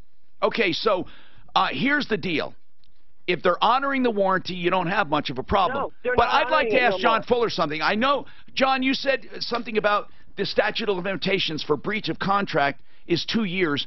But what about if you have an ongoing warranty? Could you say they breached that warranty and then extend that a little? Yes. Okay. So, Becky, what is, I know you want to, I know most of the time when people have a problem, they want to start at the very beginning and tell me all the pain and misery they've gone through. But what I want to know is, rather than all the pain and misery, for argument's sake, I'm going to believe you had a lot of pain and misery, but I want to know, what is the main problem today?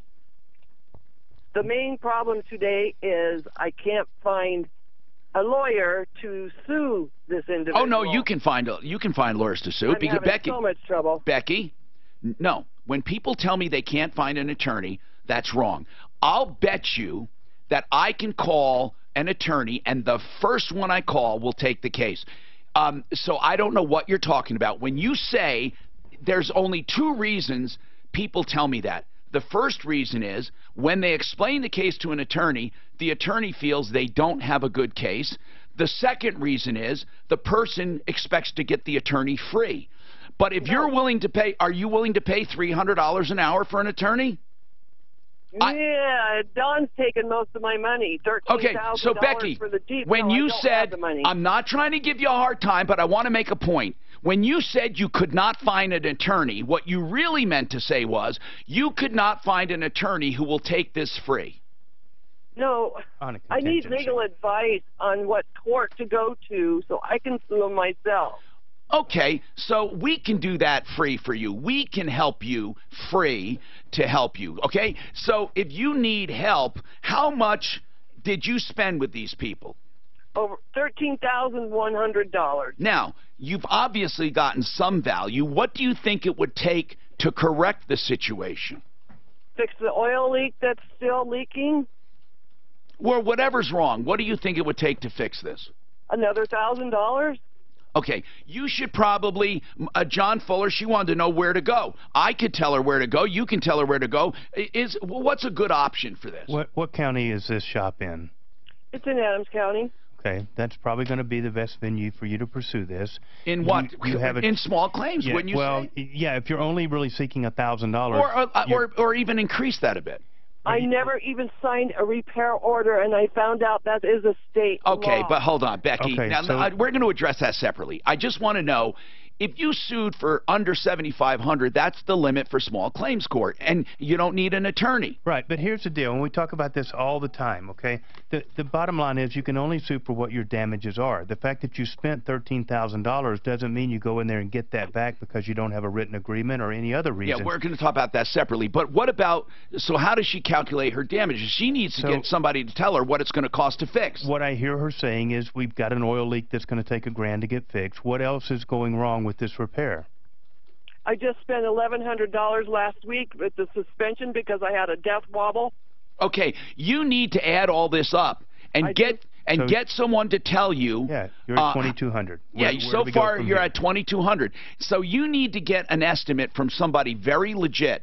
I would call SOS Inspections or Automotive MDs. They can come to you. I would get this and write it up, okay? And then that's the amount you want to seek. And then in small claims court, you can do it yourself. But here's the deal, and this is very important.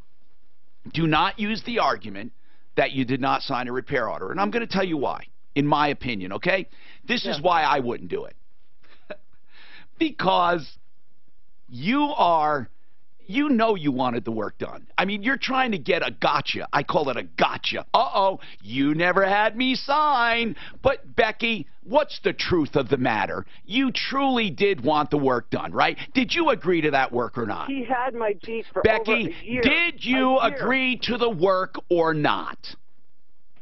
Am I satisfied? No. No, no, Becky, did you agree to the work that was done?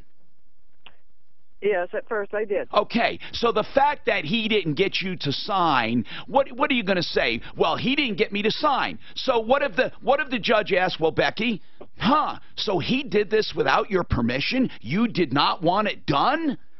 Or the defense attorney, if they ask, what would you say to that? Becky, you're telling me you did not want this work done at all? Well, it's pretty shitty work. I'm sorry. Okay, she's done. Okay, I'm not going to help her, and I'll tell you why. And I already dumped her. But here's the thing. I don't go with people who think they have the gotchas, okay? She should pursue her avenues the best way she can. As John Fuller said, small claims court is a good venue, and small claims court's limits are $7,500. But I'll tell you that I don't... What would happen, John? Okay, let's ask you. I'm going to ask you to play a judge. I'm going to say, wait a minute, yes, Your Honor, I never signed anything. Well, yes, ma'am, that's interesting, but we had performance here. He did the repairs, and you paid him for it. We obviously. But I didn't sign it. Technically, have evidence of a verbal contract here, and verbal contracts are just as enforceable as written contracts. We have performance, and we have consideration. We have all the elements that go into that contract. So now all we're really talking about is damages, and that's what you have to reduce her complaints to. Yeah, and I think she has a legit argument that if the guy did not do the work properly, but she's going to have to document it. So please, document all of that, okay? The shop can also say that they got the authorization over the phone. You're allowed to do that. Yeah, get someone to look at it, okay? Get someone to look at it. But when people say they can't find an attorney, that is not true. Here's what I can do. I can throw a baseball anywhere, and I'll hit 3 attorneys. So you're saying if you're inside of a room with no one else in the room, you can throw a baseball. I can throw a baseball almost anywhere and hit 3 attorneys. Chris, what's happening? Hi, Chris. Hi, how are you? Good. What's going on? Well, I'm calling for my son. He is out of working in the mountains, and he's out of service. He's having a question about his tax returns and what he was charged for those returns. Okay. Did he have an agreement with the accountant or the tax preparer? He did. Well, yeah, but it's very vague. I mean, his question isn't about paying necessarily. Okay. He knew it would be at least $1,000 because it's his. What's his question? And their corporation. What's his question? He was charged. There are all these extra people that are involved. As it works out, $2,100 is a total bill, and how much? Did you say 2,100? That's what I said. So it depends. What instructions did he give this firm? Did he have a pre-existing business relationship? No, this was the first time. So he goes there and says, "I want my taxes done." What did he What actually did he instruct them to do? Okay, the tax return for his limited liability corporation, which is brand new. It's the first time he's had to file. And what else? Pardon? His personal and his girlfriend's personal. Okay, so he went in and said, hey, I have one and my girlfriend has one, and I'd like you to do my LLC. And the accountant said, okay? Correct. Okay, most professionals have what's called fee agreements. An engagement letter. An engagement letter, but I know attorneys do, but do accountants? Yes. All right, hold on. That sounds high, though. Hold on, and we'll come back and talk about this one, because this is very interesting, because if there's an engagement letter process and he didn't do it, then we have a problem. 303-713-8255. I I just got all messed up here. Just hold on one sec. Okay, here we go. Frank Duran, the real estate man, is here for you. If you're looking to sell real estate, please call someone that I know and trust, Frank Duran. He is just wonderful, and we get so many positive reviews. Frank Duran, therealestateman.com. He doesn't hold you to a long-term contract because he knows he has to earn your trust in business every day, and he does. We have never had a complaint about this man. Frank Duran, therealestateman.com. 303-920-1622.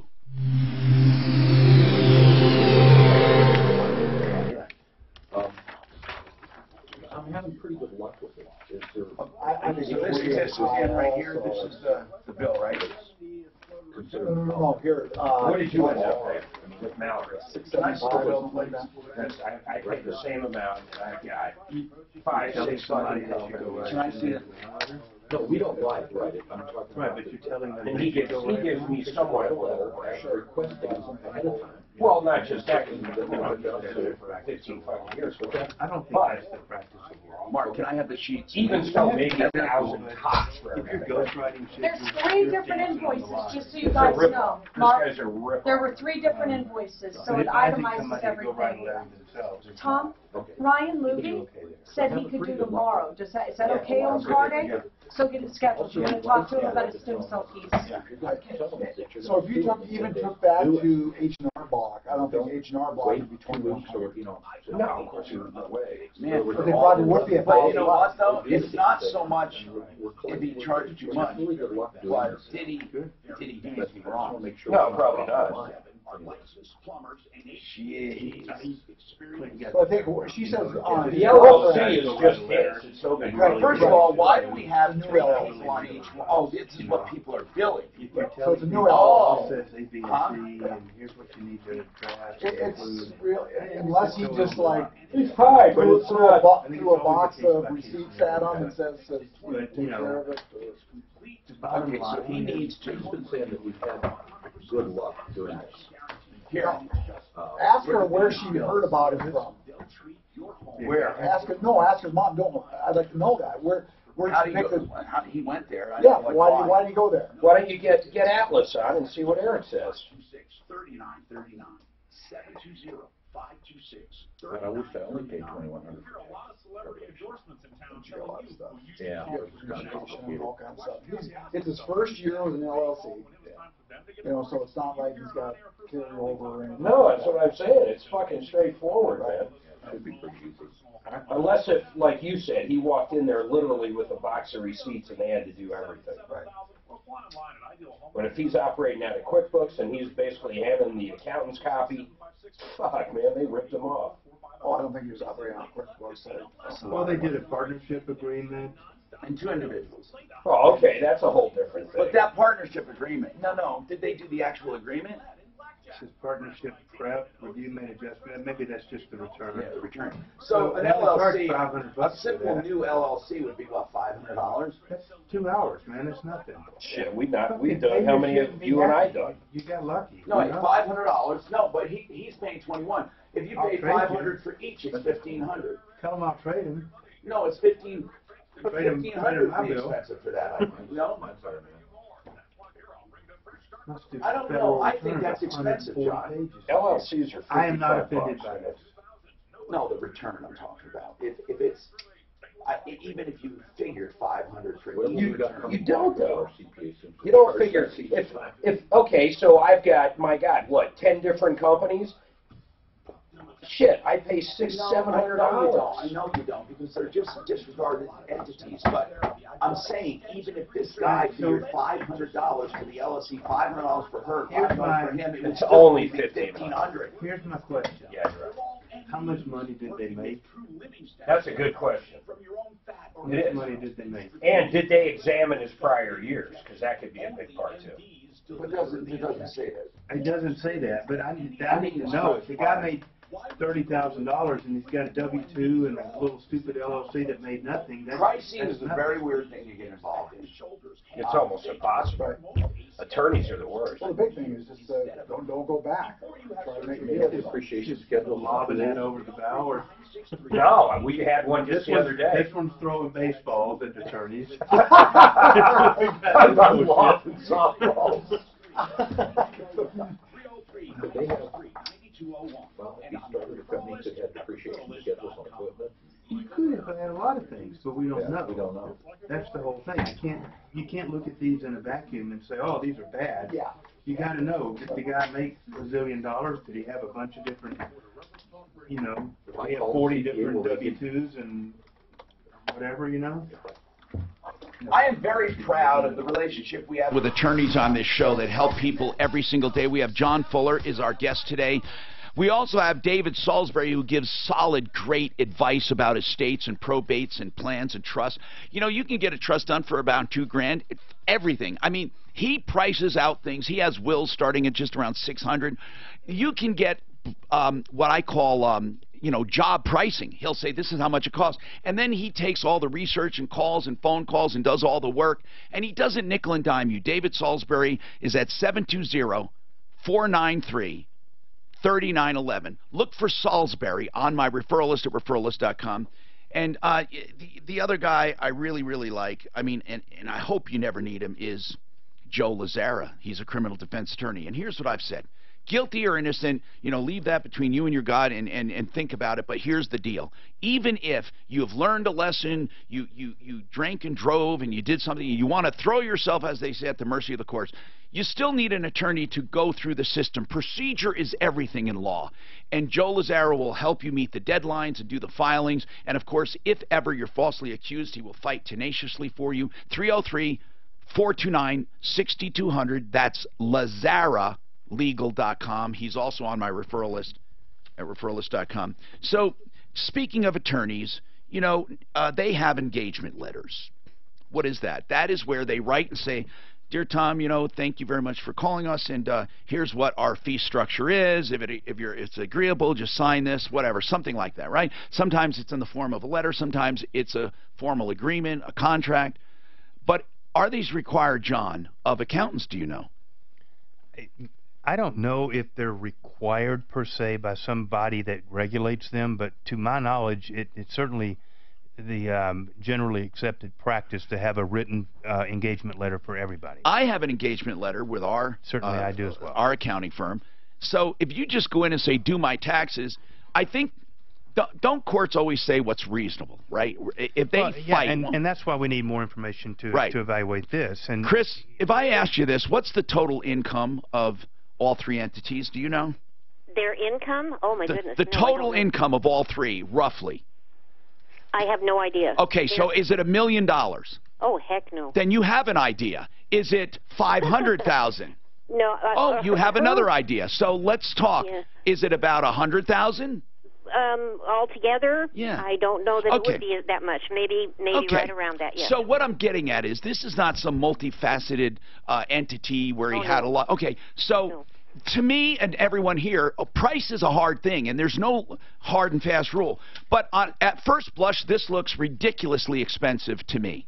Yes. To have two individual returns that are pretty simple, and to have one LLC done at $2,100. It looks like the way they pulled in other people from the firm, it looks like they were upping the fees, in my opinion. Oh, that's what I think. Yeah. I think they blew them out and they exaggerated, in my opinion. But I don't know what you can do about it. If they did not do an engagement letter, he can argue that to them and see what they say. Look, I never had an engagement letter, and how dare you charge these fees without any prior knowledge? Or just talk to him. Say, why is this so high? I find this outrageous. I'm not going to use you again. But I would use the fee agreement thing because... Okay, well, there's not a fee agreement. He did sign an agreement, Tom, but there was not one mention of any fee at all. It doesn't have to mention a fee. He could sign an agreement that says, you know, you trust us to basically do something. We don't know what it said. You better find out what it said. But listen, all fees are negotiable. They are. All fees are negotiable. Okay. So believe me, I think a true CPA, certified public accountant, who is accountable to the accountancy board, they want to do things right. And what they will do is probably negotiate or at least give a good explanation. So get that together, the agreement. call and then let us know. We will help you, okay? But call us back after you at least talk to him about it. 303-713-TALK. We have 2 HOA things. Oh, no, one has no HOA, and the neighbor's fence blew down. This is just common sense. Gerald? Yes, sir? Was it your neighbor's fence? Was it on their property or yours? Well, I found out after we had a fence guy come out that the line was actually their fence. It blew into my property. But it was originally on their property? Yes. Okay. Common sense would tell you if their property blows down onto your yard, they would come and just gather it up. But they don't. It's been sitting there for months after that big... Then I would, if it was my property, I would say, because you didn't clean this up and it's on my property, I'm going to take the liberty to dispose of it. That's what I would do. Now, wait, devil's advocate. Yeah. Big storm blows a tree over. Same thing? Well, I would expect, you know, these are called acts of God. But that's what he just said, after a big storm. I know. But the fence is something they put up, and that fence, or inherited it, and they are charged with the normal maintenance and repair. With the tree, yeah, you trim it here and there, but it's truly more of a natural thing when that falls over. I agree. And you could say, wait a minute, I'll clean my part, you clean your part, or maybe a good neighbor would say, I'll take care of all of it. But I would say with a tree, I would take care of the part of my property if the other neighbor didn't. I don't know. How John, much how fence do you are feel? we talking? John, how do you feel? Yeah, 2 questions. How much fence are we talking about, and have you talked to your neighbor? I have briefly talked to the neighbor, and it's about 60 feet. Now, by briefly, what do you mean? And did all 60 feet fall on your property? Yes. Okay, what was the brief conversation? And there's a communication issue. But what was the brief conversation? I'm asking if they have insurance. I was actually willing to pay half of their insurance deductible, just because right now their fence that is blown down looks right into my house. I was actually going to have my insurance. Well, all they have to do is move the fence. Wait, are you looking? You're more concerned that there's no fence anymore, right? Yes, exactly. Well, you can put up a fence. I've moved all the pieces of their fence and disposed of it. Or chopped it well, up. hold on. Well, hold on. This is really easy. With fences require setback. In most communities, they require a setback, which means they go on your property or the other person's property. So if you want a fence, just put one up. That's what I guess that was my second question. Can I just put one up? Yes, you can. Yeah, if you don't have an HOA, right? Nope. Then the only thing prevailing there would be your local ordinances. So if your ordinances, they must have a procedure for getting a fence. Part of it will be, you know, maybe you need a permit, maybe you don't, but you need to submit a plan possibly. And then they would have what's called a setback requirement. So if you know where your property line is, some communities have setback requirements in order to do away with arguing. They don't want neighbors to say, wait a minute, if I put this up, you're paying up. No, I'm not. I don't care. Or if it is up and it blows down, who's going to repair this? Well, it's on the property line. We both pay. And the other guy says, no, I'm not paying. So because of that, they have setbacks, which means you can have 2 fences, one on your property and one on their property. And you're each responsible for your own. Perfect. So well, you can do that. Well, hold on. You better check with your local ordinances because just go down to the local or the county building department. They'll tell you the setbacks. Right. They'll tell you everything. And you ask straight up, what are the requirements for me to put up a fence? That's what I want to do, and it's that easy. 303-713-TALK 713-8255 K&H Home Solutions. That name has been with me for years and years. Of course, they originally started out K&H Windows. That company's been in business 62 years. And I've known them the whole time I've been in Denver. That's right. And the new owner, of course, Ted Rowland's been there for more than 30 years, as I have been in town. And they do wonderful work. Right now, $6,200 off Everlast siding, which is incredible siding. It's durable, energy efficient, color fast in a wide palette of colors with rich cedar texture and feel. And it's waterproof, I say. You know, waterproof with a lifetime of durability. This is incredible stuff with the color going through and through. Just give them a call and get $6,200 off your entire siding purchase. Or go online and make your own appointment. The number is 303-421-7100. But remember this website, it's easy. And you can read about them and make your own appointment. KHWindows.com.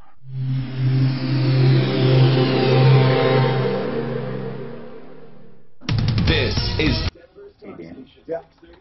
We could get all these big athletes on this floor. We could form a group squad.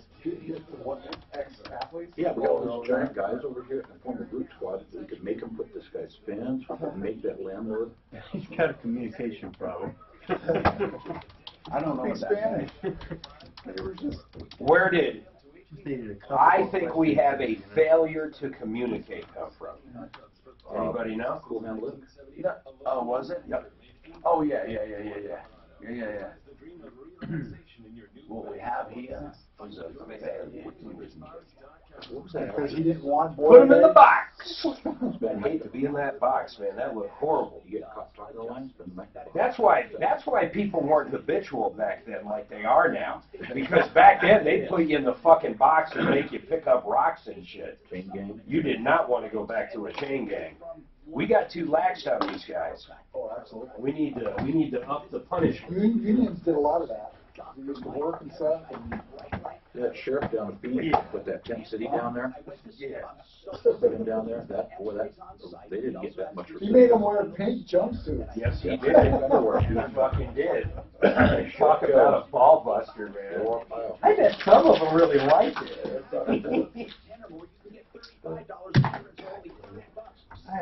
They knew if they were Maricopa County. That's weird. I haven't missed one in 6 months. Oh, he had 6 on a roll. I heard at one time he had like 1,600 lawsuits. That sheriff Joe. I like that though. You can't sue the county for making them wear pink jumpsuits. There's nothing wrong with that. And they had. What are they, homophobic? They had road gangs, and if you got your sentence cut down quite a bit if you went on the road gangs, they put them on busy streets in front of schools, in front of buses. Stop that bus. They make them work with the gators. During the mortgage process. Hey, it's in the tar pit for you, sir. The gators was also cool. What's that called when they tie each of your limbs to a horse and fucking set them off? Quartering. That's what they should do. Well, they got machines for that now. Let's see if they ever do anything again after all their limbs are gone. What was that show where? Geez, do you think you'd still be? How long would you live after you were quartered, or do you think you're dead instantly? They pull you apart. That's the whole idea. Yeah, but you only lose an arm here, arm there. That's what I mean. I mean, your heart is still intact, your brain's there. Or you might lose a wrist.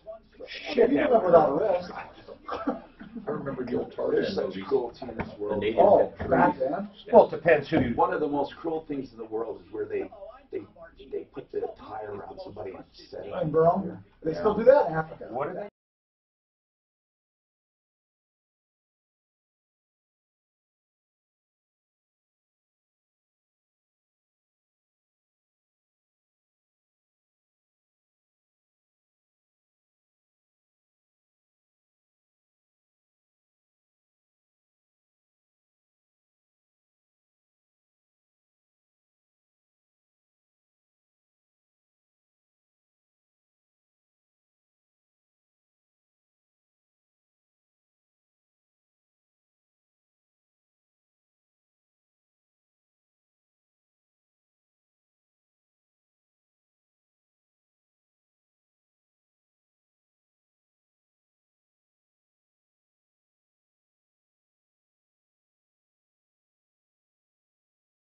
Watch it, but oh my God, it must be horrifying.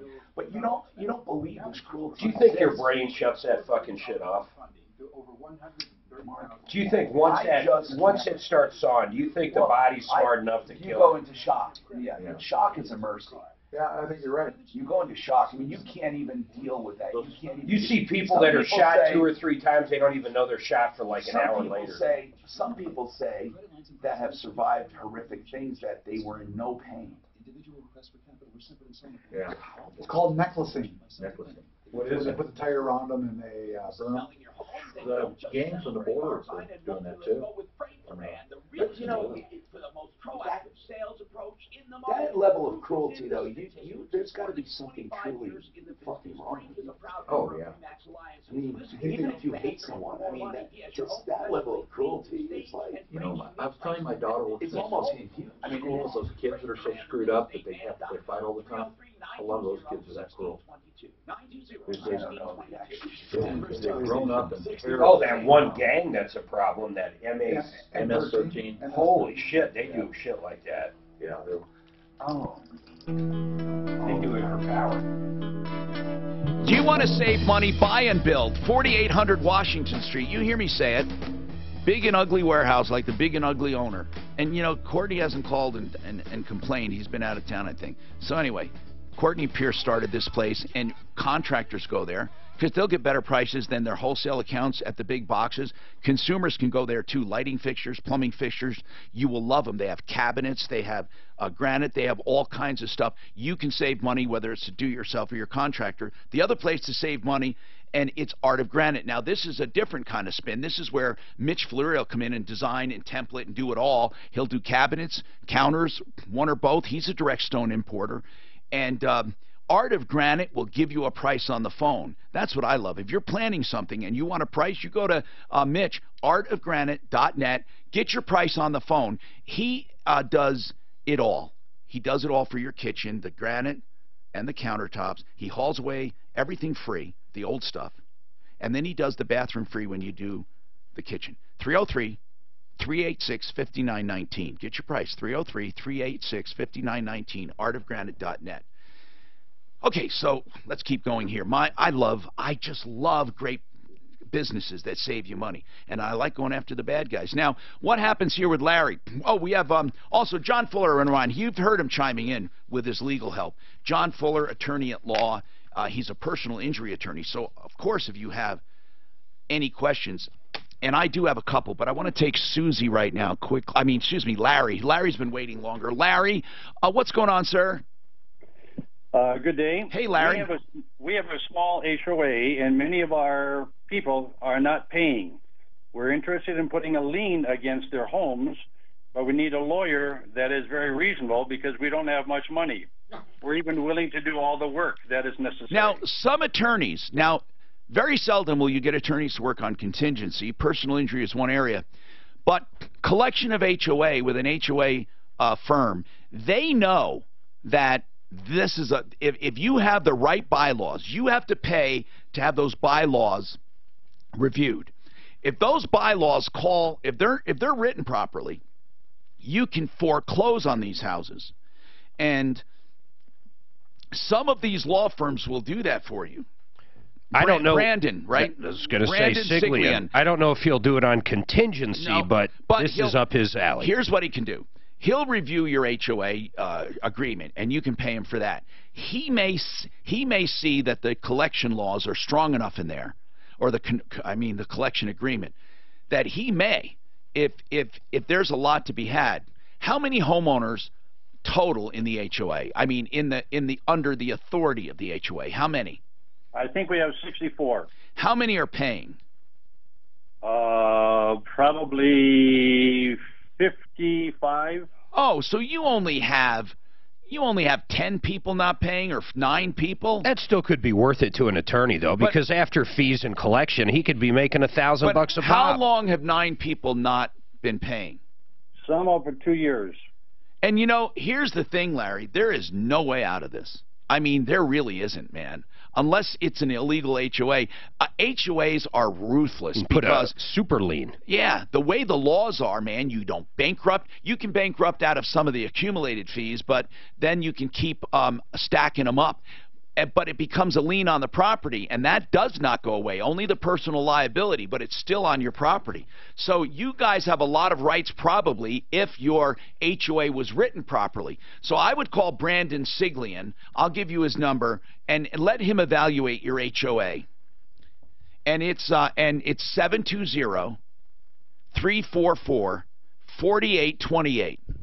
And I hate to say this, but some of these companies that do nothing but manage HOAs would probably take it for free, but I hate dealing with them. Yeah, if you had a management company, they might do it. Now, Larry, what does your HOA do?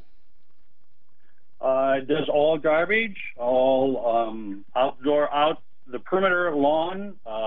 It does. So they do the common area landscaping, and they do trash pickup. And you mean these 9 people are basically getting free services? Is there a park or swimming pool or stuff like that too?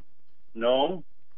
Have you ever approached him at all? I mean, in a letter or many letters? And they don't answer at all. They refuse. Well, we don't know if they refuse. Well, I guess they are refusing. Wow. Have you ever talked to one of them? Number again. Okay, 720-344-4828.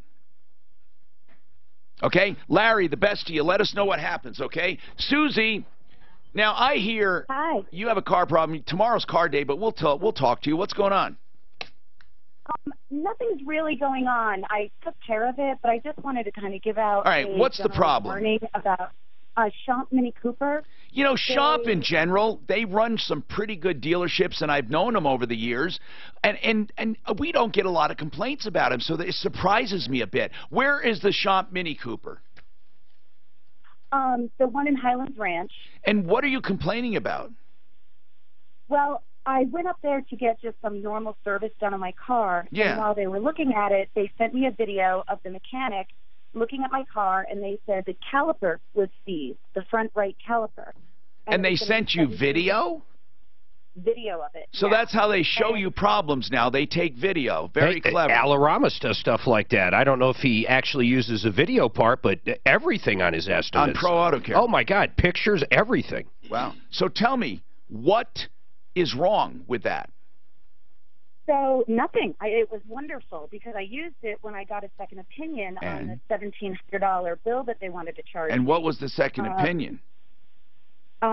The caliper was not seized up. It wasn't even partially seized up or anything that. But did they actually look at it, or did they just look at the video? Oh no, they looked at my car. They really? Prigmore's down in. Yeah, I'm from Pueblo. Wait a minute. So you're telling me that Schomp wanted how much for this repair?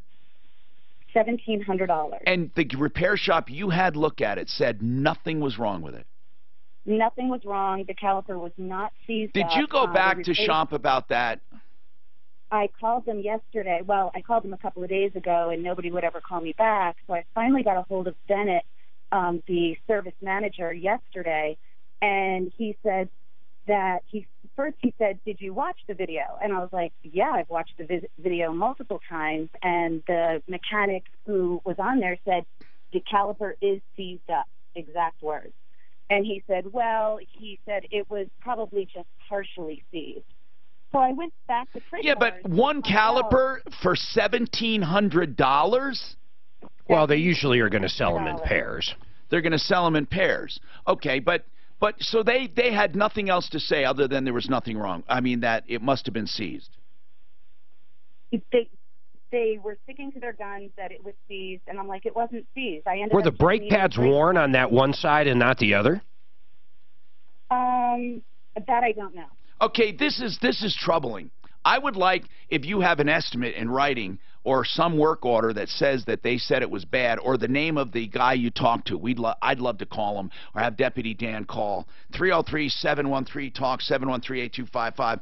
I want to do that. And speaking of taking video and giving estimates and doing work, Pro Auto Care, your car nanny, I call them, because not only do they do your repairs and maintenance and, of course, your urgent repairs, but they give you reminders of what needs to be done on your regular maintenance schedule. You don't have to worry about it. They also keep detailed records in case you sell the car or trade it in or have a warranty issue, because having work done there is faster, better, cheaper than dealers, and they keep the same records, so you don't have to worry about, voiding a warranty. They also have roadside assistance in between each and every repair, so you're always covered, and that is 303-PRO-AUTO. That's the number, and the website, 303proauto.com.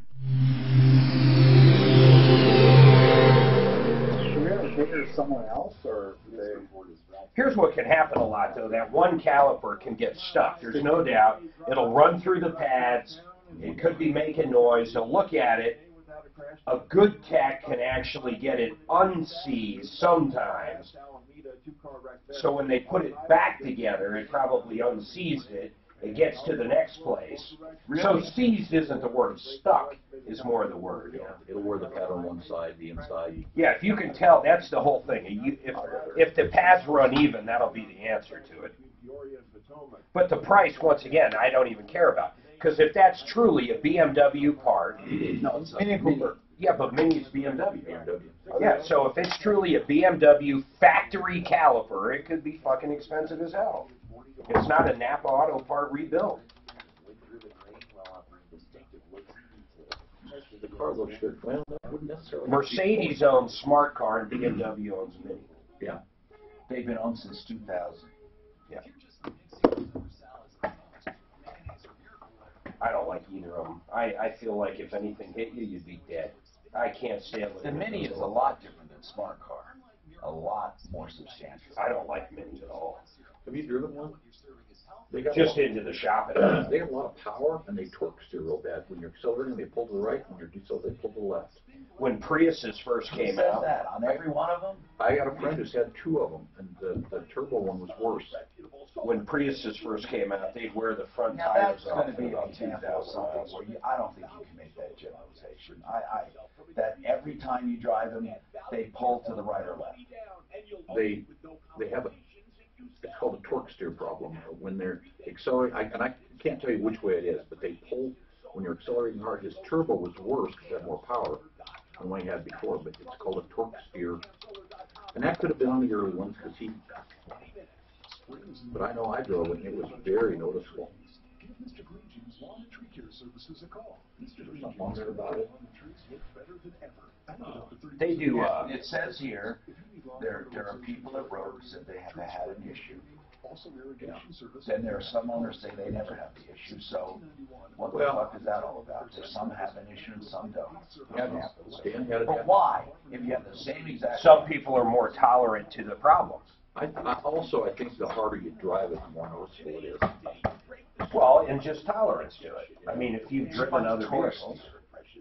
What's that? I have the same. Well, K&H do Hardy siding.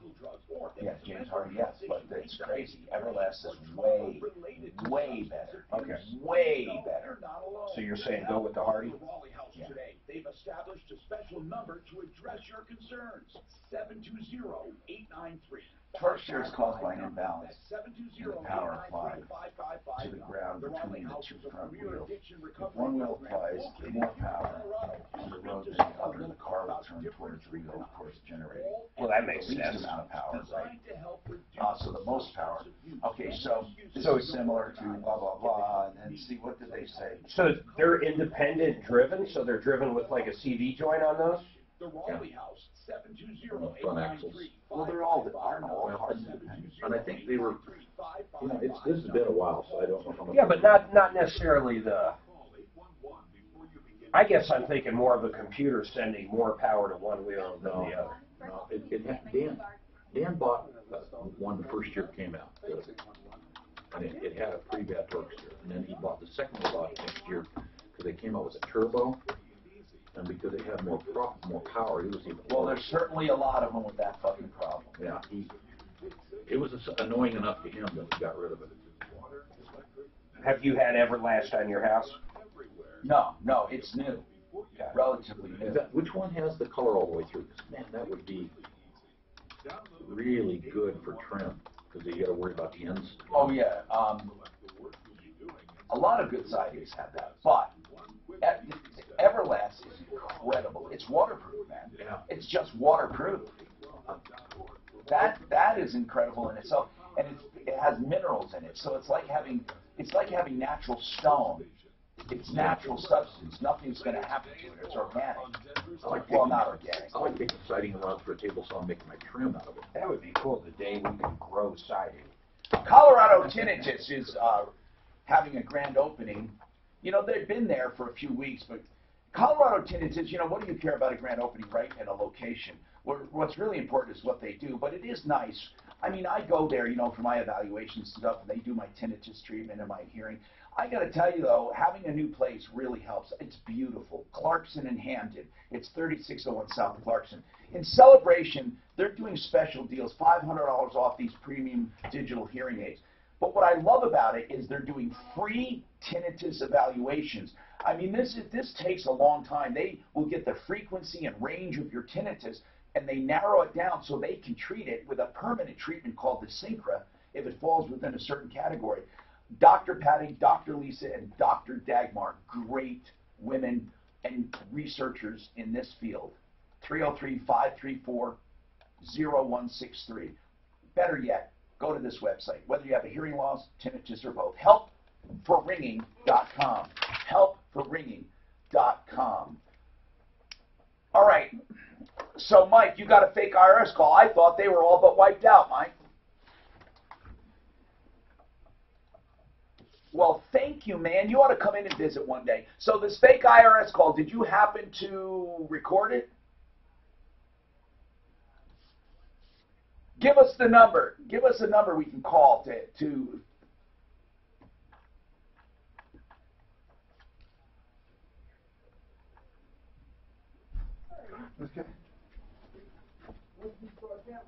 Okay, well, thank you, because I want to have people inundate them, Mike. 646-270-6709. Call that number. See what they do. See what happens. 303-713-TALK, 713-8255. Christine, you moved in with some friends, right? Yeah. Is this Christine? Yes. Okay, and there are cockroaches. Now, are you calling to help your friends out? I'm calling to help myself and my friends out because my mattress and all my stuff is in here. Right. But what I'm asking is, did your friends notice it before you moved in? Yes, they did. Okay. And what have they done so far about it? We have contacted property management, and they're just offering us to break the lease without getting back all the hidden fees. Wait a minute. Did they say you could break the lease? They said we could, but I won't get back my application fee, my background check fees, any of those fees, and there's a live cockroach right next to me right now. Hold on a second. John Fuller, he's an attorney. He doesn't do tenant landlord, but he knows the reasons, usually the reasonableness of the law. Now, I know that when you'll get your deposit money back, though, right? Your security deposit. And this is called a constructive eviction if you want to leave because there's something wrong. Are you apt to take that if you could get those other fees back? If I could, but I asked him yesterday, and he said I can't get any of my hidden fees back. And they're not really hidden fees, but I know what you mean. I understand what they're saying. They're saying an application fee and all of that is not part of the lease. We'll give you your security deposit back and any unused rent, but you're not going to get back those others. John, what do you think their success would be if they just moved out, got their security deposit back, and then sued for those other fees? I suspect that the lease indicates that those other fees are non-refundable no matter what. See, Christine, we will call that landlord for you, though, okay, to see if we can light a fire for the repairs or help out in another way. Hold on, and we'll have someone talk to you, okay? I'm Troubleshooter Tom Martino. We'll be right back. Okay. Hey, guys, remember the whole thing with the picture? Clint, could you take Christine online, too? Yeah. And let's call the landlord, and then let me know what they say. Remember, Susan Liker sent this. Remember the thing with the picture of the shoes? Some saw blue, some saw pink. Now, this is an audio. No, I heard it. What is it? Let them hear. Ask them what they hear. Don't Should I tell them the options? No, don't. Okay. That's the whole point. See what they hear. I've heard it. Okay. Oh. Did you read about it? I heard it this morning on Fox News. Okay. What did you think ask him what he hears. What are the two? No, don't give the choices to him. Just see what he hears. If you need windows, doors, or siding. That doesn't sound the same way that it sounded on the TV this morning. What do you hear? Well, that sounds more like Yanni, but that's not what I heard on the TV. I heard all the time. I heard Yanni, but right now I'm hearing Laurel. Drew and I hear Laurel. Hold on. No, on the TV this morning, clearly it was Laurel completely. Now, see, that's weird. This morning on Fox, I heard Yanni. That, to me, is exactly Laurel. Dan could not hear either. There's no Laurel. I don't know what you guys are talking That is about. 100% Laurel. No, it's not. I'm hearing Yanni there, too. Yanni? Yanni. You're a bad example. I have no idea what you guys are I even hear talking Yanni. about. Yanni. Be quiet, let him hear it. Say what it is. Be quiet. Yanni. You guys I'm are trying to fucking- hear it's Laurel. I don't hear. I'm trying to hear it. Where do you hear the Here, L? let me hold it. Maybe Where- it's where- distance Where do you related. hear? It's, Okay. it's the All I hear is Laurel. All I I hear want to is hear Laurel. Laurel. I can't. Where? What do you hear again, Sean? Yanni? I hear like Yanni. Yanni. No, it's Yanni. Laurel, though. Okay, hold on. Shh. What is this But all about? Just wait. It's just an illusion. No, it's not. It's Smart people hear Laurel. What about Dan, who hears Wait, neither? Mark, you hear Laurel? Laurel. Help you say how you hear Laurel. Laurel. Laurel. Laurel. Oh, now stop. That's weird. I don't hear Laurel. What do you hear? Laurel. That's all Oh. I heard. I can't hear No, Yanni. but what's weird is on Fox this morning I heard Yanni. Maybe it's the frequency you're picking up? here we go. What is this? Why? Oh no, that's program. Now I gotta Isn't it weird, though? No, it just sounds. What's the big thing about What it? do you hear? Why do you hear it different? What do you hear? Yanni. It's the frequency of it. Laurel. It's, I hear no, it's Yanni. totally a Yanni. frequency thing. Yanni. Like that. Yanni. They unravel Yanni. the shit on the news. But do you hear a high Yeah, I low? saw it. Mark, But the weird part is this morning I heard Yanni. But Mark, I Yanni. hear this. Literally like this. Yanni. Drew? So when you hear Laurel, is it Laurel or is it Laurel? Laurel. How do I Laurel. I heard Laurel this morning. Laurel. Clear as Are you day. shitting Laurel. me? Play that again. Laurel. Laurel. There's no simply floors on this list. I hear nothing like ya. It's You're all up, la. you're up. Laurel. Laurel. Laurel. I can't hear. It's not even weird like you're saying. It's just Laurel. Laurel. Oh my God, I can't Laurel. This morning, though, I heard Yanni. So I'm with John. Hold It's got on, hold something on. to do with frequency. This one divides them. Laurel. Now I hear Laurel. Yes. Yeah, because you moved the slider and you can hear either one. That's still Laurel. There's Yanni. Now you move. Yanni. Hold on, listen. Yanni. Laurel. See, now I hear Yanni. I'll tell you when I hear Laurel. Oh, I hear both. Right here, I hear both. I do too. I can hear both of them now. It's so funny. Is it the speed or the frequency you're I measuring? think it's the frequency. Because here's what's happening. One frequency, the lower one is Laurel, the higher one is Yanni. But why is it different? I don't know. Why do we hear I at don't different know. frequencies? You're not very bright. No, my brainwaves can tune into shit better. Sitting next to you so long, I hear Laurel. Hey, As in Laurel and Hardy. I finally learned something. You know these I IRS. hear shrimp.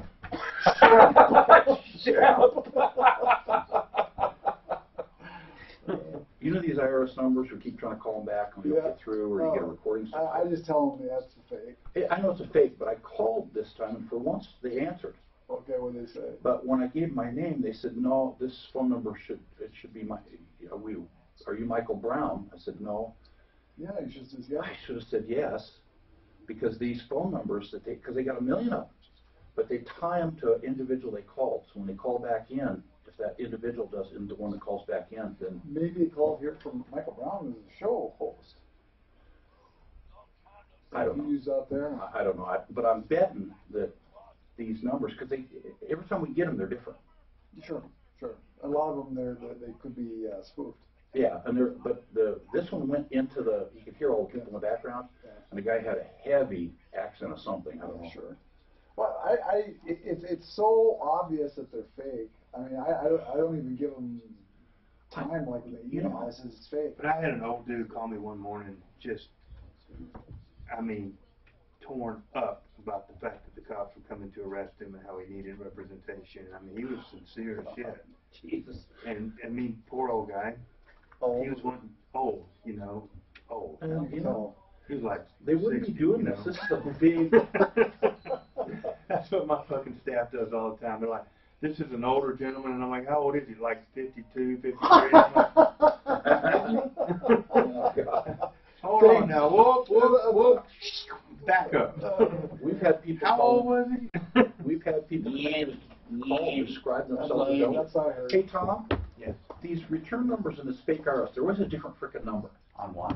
There were IRS scam things, there was a different number, but I just learned something. They're tied to a name. Unless you say you're Michael Brown when you call this number, they won't talk to you. Oh. So Did you call the landlord for this woman? I just got mine too. Did you? No, I got the. Hi, I'm Tom Martino, your troubleshooter. 303-713-TALK. 303-713-8255. Welcome to the show.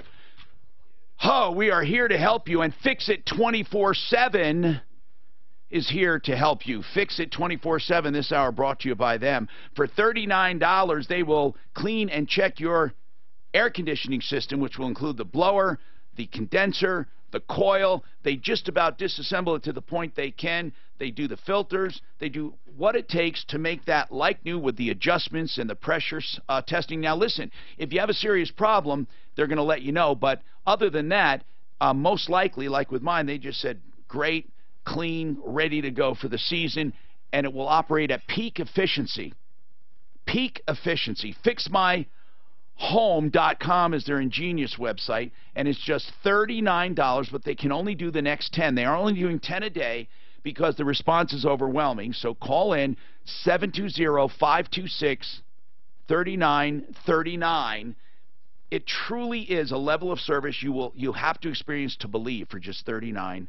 FixMyHome.com. Okay, John has a comment on those IRS calls, those fake IRS calls. Go ahead. What about it, John? Well, Tom, I've called a few times, and it seems like you get a couple people a show saying, complaining about the callers.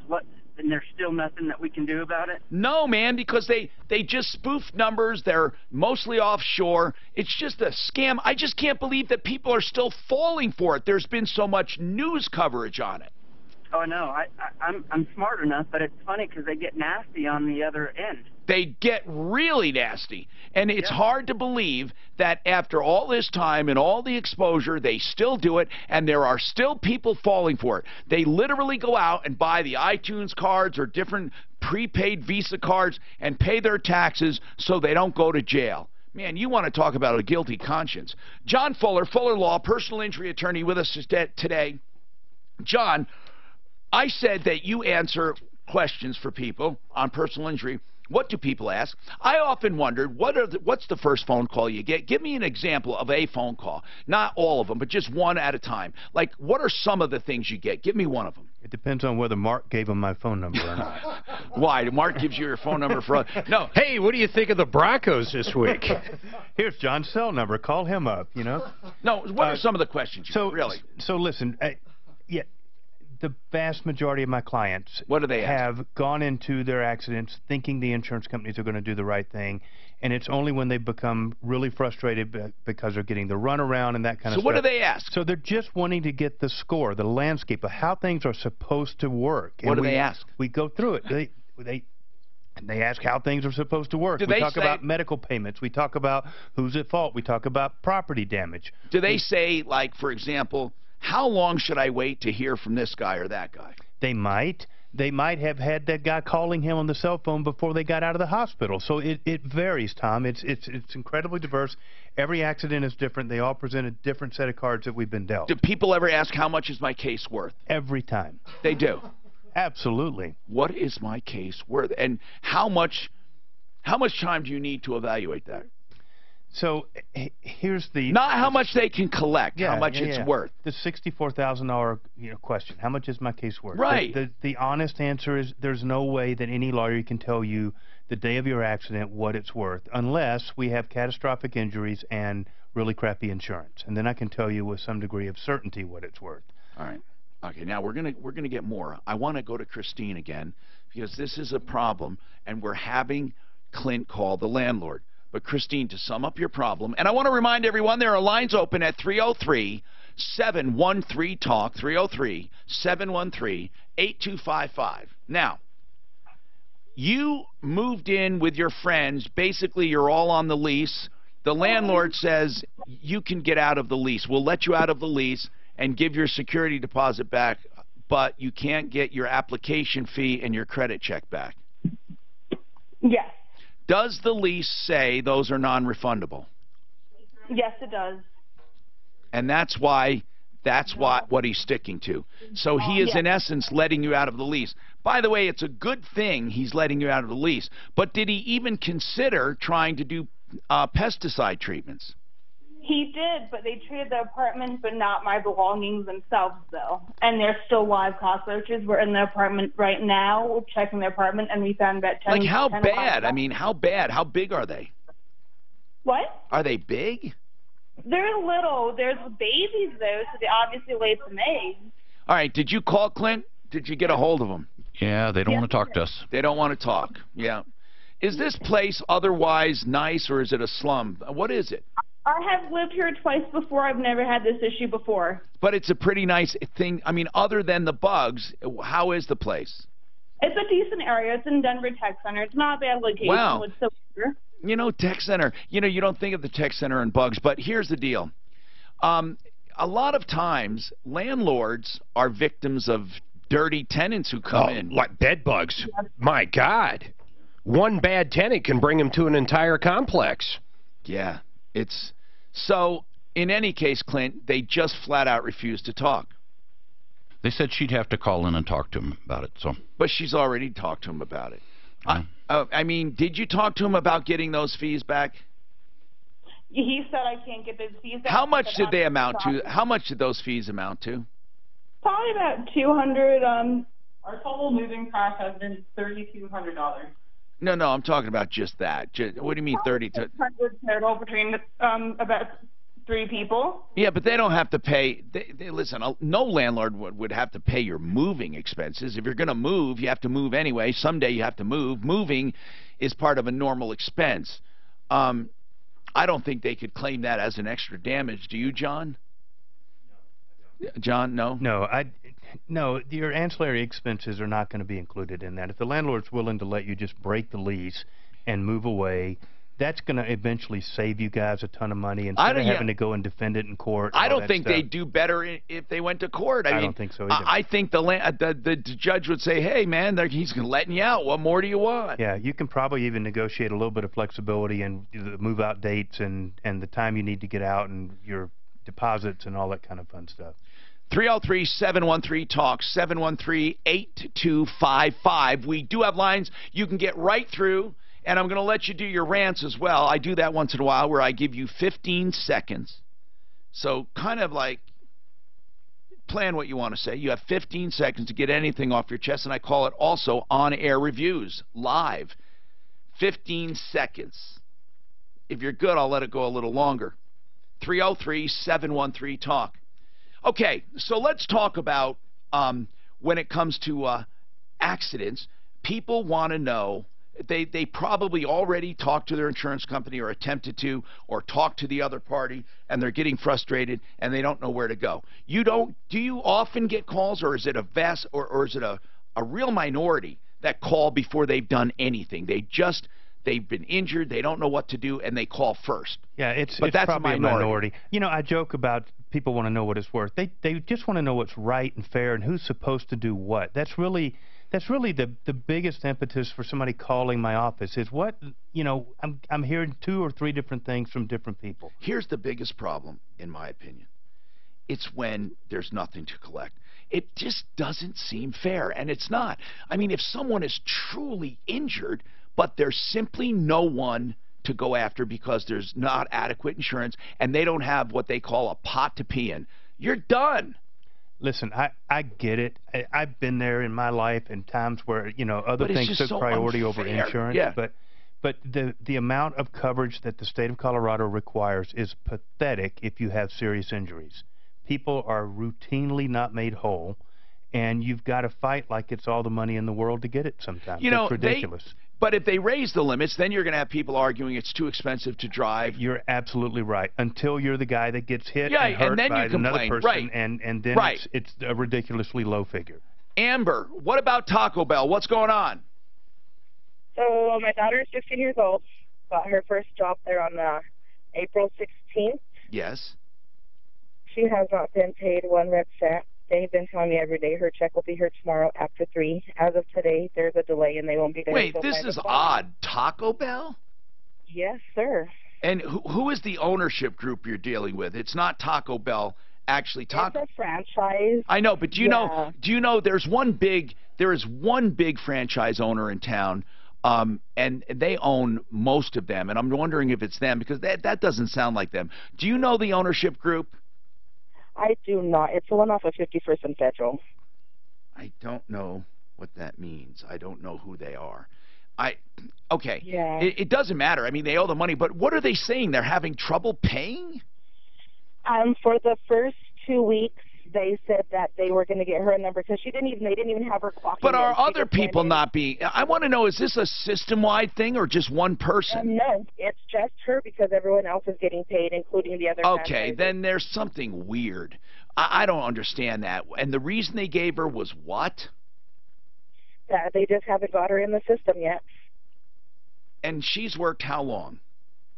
4 weeks. I made her quit on Friday. Yeah, there's 11. something strange. 4 weeks without being paid 4 full weeks. Okay, we'll call them. Hold on, Deputy Clint. Let's give them a quick call. You know, we got to try to get someone on. This isn't on pay. This is where you don't get paid. But I'll tell you what, the Labor Department has told many of our consumers to sue for triple the amount. You can sue for treble damages. If you go to the website. Listen, Amber, this is really important. If we don't get an answer or don't get action, the Labor Department's website gives you instructions on how to give a warning, okay? And then if they don't pay after that, you can sue them in small claims court for triple damages. So go to the Department of Labor in Colorado. Just Google that. Go to their website and look for when you're not being paid. But first give us a shot, and then Clint will talk to you on line 3. That's what we're going to do. Brent Ivinson, Ideal Home Loans, credit optimization. You know, some people are confused. They say, if I'm approved for a loan at Ideal Home Loans or another company, why does Ideal do a step further and does it take longer? So, Brent, what is credit optimization?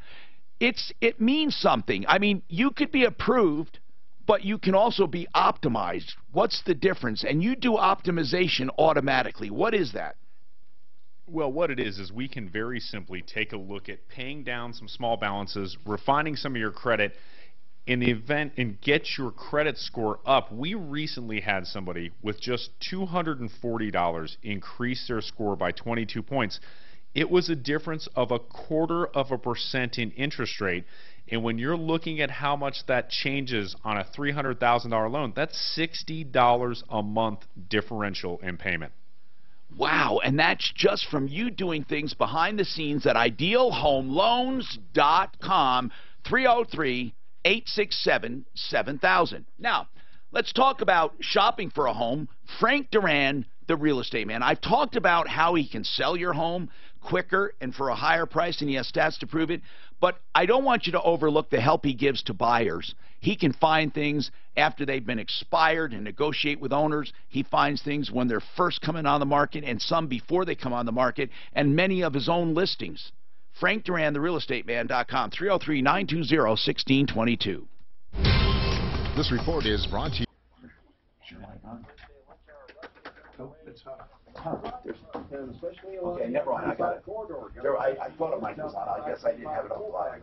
Hey, John, what happened to that guy that he had called like on a Friday afternoon and he said he couldn't get a hold of us and he was in the hospital and he called, I don't know, his brain case or something. You got it? Okay, good. Let me tell you, that he's all good.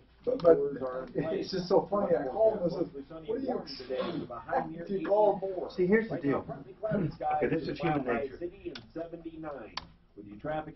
If somebody calls my office, okay, I don't care how great a service or whatever we give them, if they don't get signed up or get on the calendar that moment, they're going to call the next number down the list. Really? Like 5 minutes. But he was in the hospital. Yeah, he was in the hospital. He called here, left a message. He's like, I can't get a hold of anybody. No shit. You guys were done working for the week, okay? I don't want this hurt. I don't want this pain to go. So I don't have time to wait till Monday when they come back to work on a normal work schedule. So he's watching TV. What, He did picked he the number truly- off the TV. Did he? He hired him, and then he fired him after he talked to me the next day.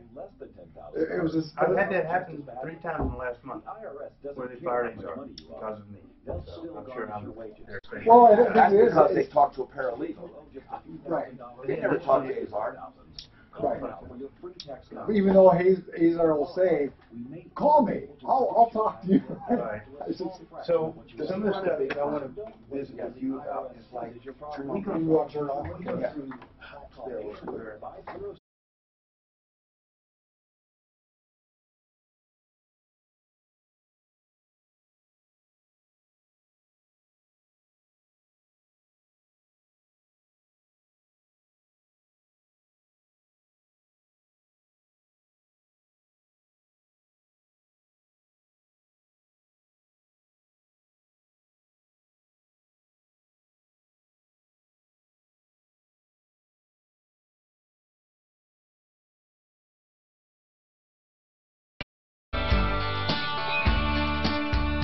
Hi, Tom Martino here. Welcome to the show.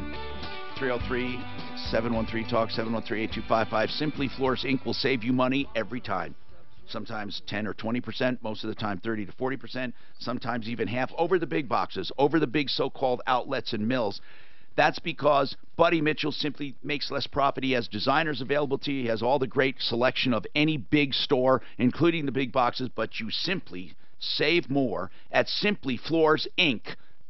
Make your own appointment. He has a showroom at 52nd and Ward, but go online and make your own appointment. simplyfloorsinc.com. 303-713-8255. Howie has a rant about something. Go ahead, Howie. What's your rant about? Telling this about your advertiser plumb line. Yeah, what about them? I've used them before, and I called them for the 93 or free. Yes. And it was on a Monday. Yes. I own a fourplex. They can't come out till Thursday afternoon. Oh, that's too bad. Yeah, that's that sucks. But for a company that size. Well, you know what? They must be not slammed or something, and that surprises me because they have their own drain division. I'm really sorry about that, and we do have other people, of course, but what is wrong with the drain right now? Oh no, I've had it fixed. I had buttons.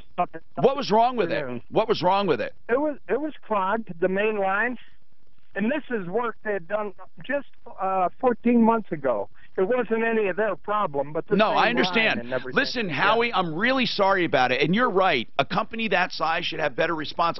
We'll talk to them about it. I promise you, Howie, we will. If you leave a number, we can get back to you on it. I'm sure they don't want to lose a customer, and he calls on a Monday and they couldn't get out there till Thursday. But, you know, John Fuller and I were just talking about people, and we need to talk about this, John. People, when they're in trouble, he had a line, you know, that was slow or clogged. And you get people that are injured, and you tell me people will call you, and if you don't sign them up right then and there, they're going to keep calling down the line. They're so desperate. Why, though? Why do people do that, do you think?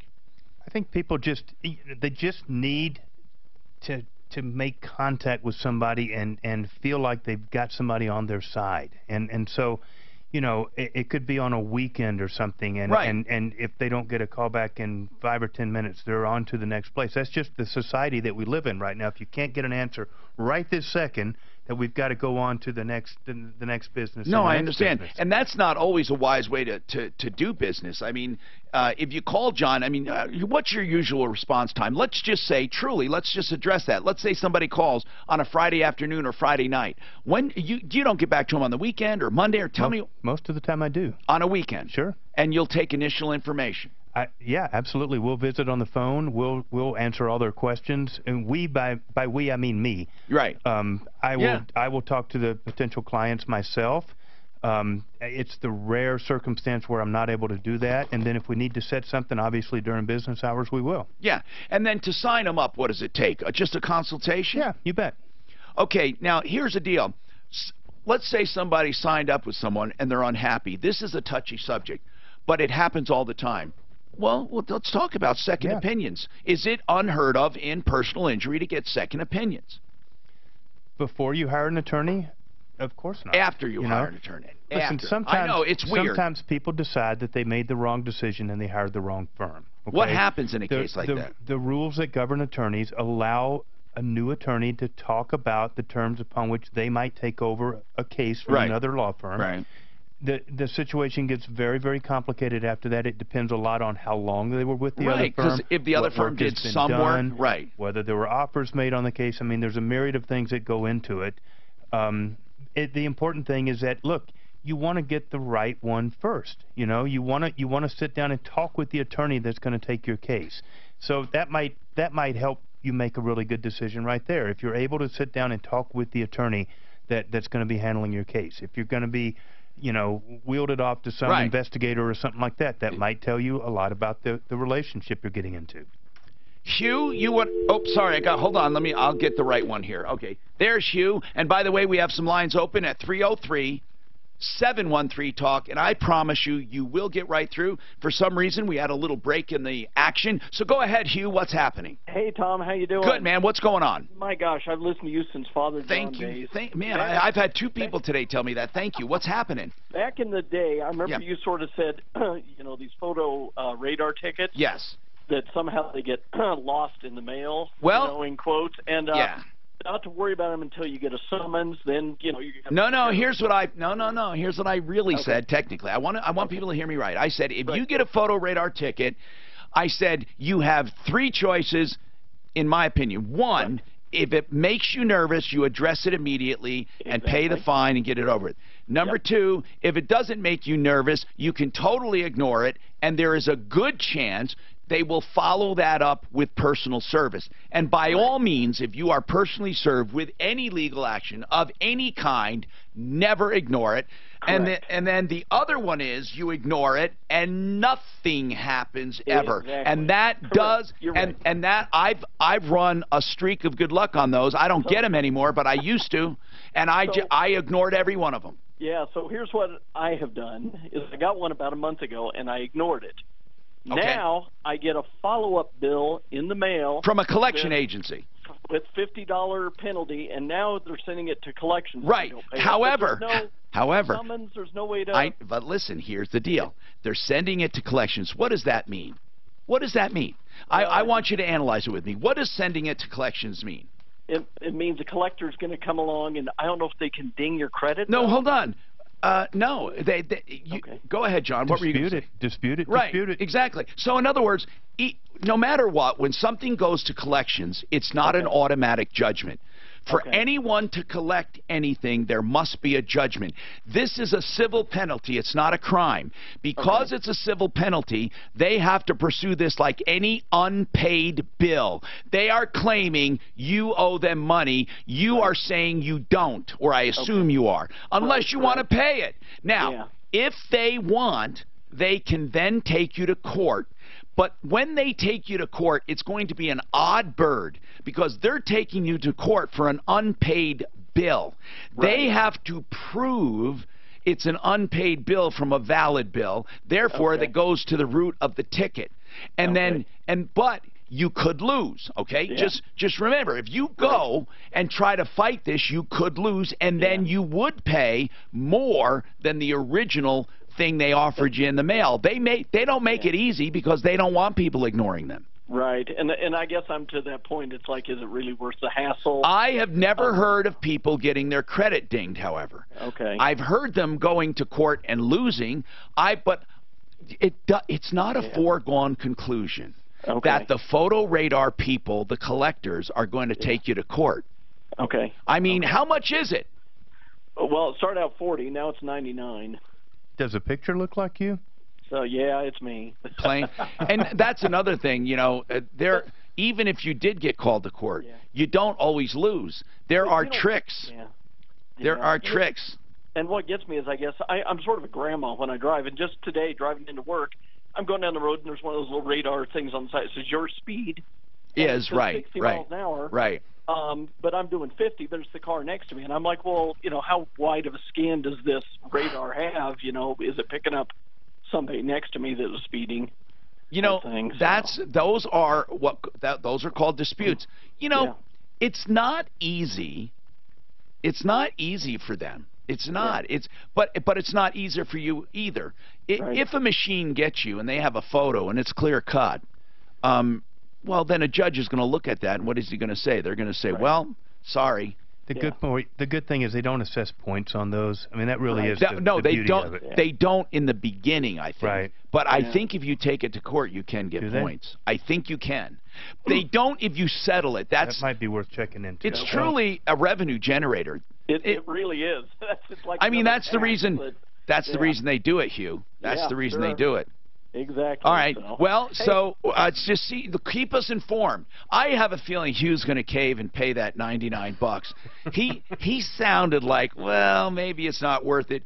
If you get served, you can still negotiate. You can also call the court and settle it after you've been served, right, John? People can settle lawsuits after they've been served. Always. Yeah. And then here's an important thing, though.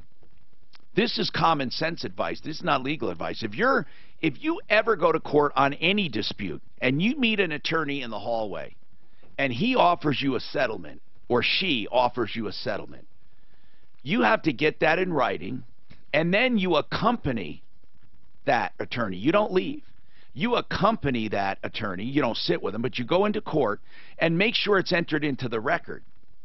Because there have been many hallway settlements where you settle, or you think you did, you may write a check even, you leave, the attorney goes in and says, Your Honor, I move for a default judgment.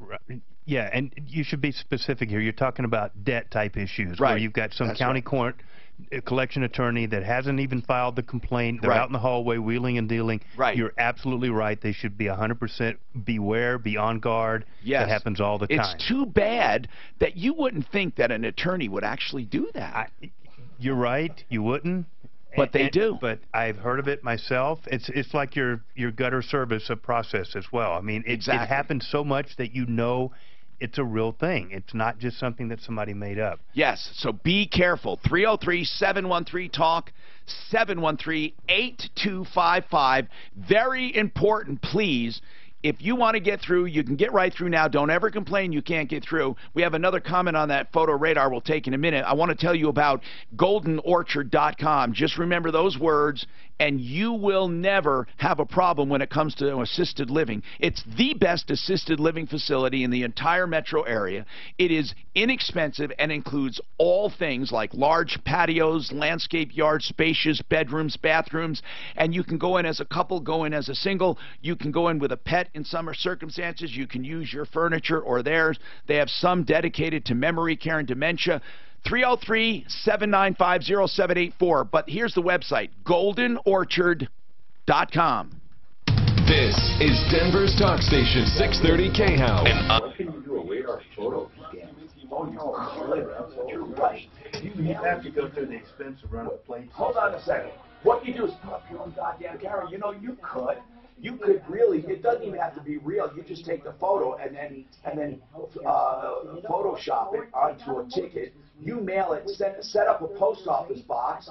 You know what? I am shocked that hasn't happened. You are so correct. All these weird ones they have to do, that one seems pretty easy. Right. Well, you got, but we are online. Yes. Oh, God. You got to, how do you get their address? Where do you get that?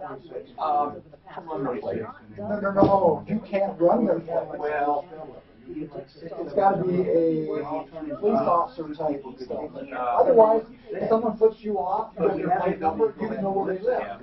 Whatever I know is I would really should have somebody else work. Yeah, That's this full British guy. podcast. I agree. Get in here. He can get stuff from Social Security, all these things. Okay, so you want to let's get can you make a photocopy? Yeah, so let's do some research. I want to know. That's what I want to do. This is good. Now hold on. Like I say, what this guy did, I'm gonna have somebody he on. actually told me how he did it. You'll have to literally go through the project. There's got to be something more than just free home. It has to be Someplace like that. That is so interesting. did this. Great that you did this. Yeah, but how did she have this? Just tell me what this indicates. He would find people who work for But public you have to know service. whether they actually hired him. Well, Yeah, this person came in, and he never gave him a person, and they didn't figure out. Cash. That's I'm not not doing that work in mail. If all I the get a time. judge my He calls. never gave their name. Listen, if it's a call and it's happening legit, they're coming to Social security number, if you can get it, address, if But you if get they're it, calling me because and they from, got But what about these? Yes, someone doing that. the referral source was a person. Oh, this is Martino specific. Gotcha. I know. I just got your they lose their job. You would not lose your job. Yes, he knows. So So my much stuff. I mean, But, I mean, he was doing a person like that who's doing that is doing other bad things.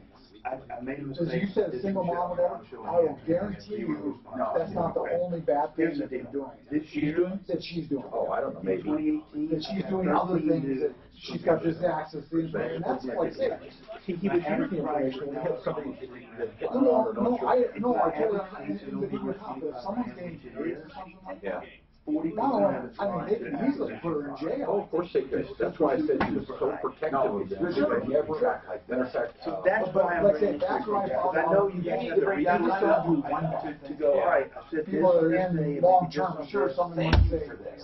Thank you. Let's do this. but normally people like that, when they learn that information, it's all money. yeah. No, I will not. No, to no one. No one at all. Let me and my assistant. I got he was also did repossessions. He was brilliant. I'll tell you about it. Okay, I'm Tom Martino, and One Clear Choice Garage Doors. Just remember it. One clear choice for garage doors, and you'll never go wrong. You have a garage door opener that's going haywire, a garage spring, whatever. One Clear Choice Doors.com. They even have free inspections if you mention Martino. OneClearChoiceDoors.com. Okay, so Frank's got a question for John Fuller, and then Jacob, stay on, and we'll take that photo radar comment. And we have lines open 303-713-TALK, and plenty of time to take your calls. Frank, go ahead, sir. Yeah, hi. Thanks, Tom. Yes, sir. I got a question as far as wanting to know if there is grounds for a case. I had my grandmother passed away probably 6 months ago.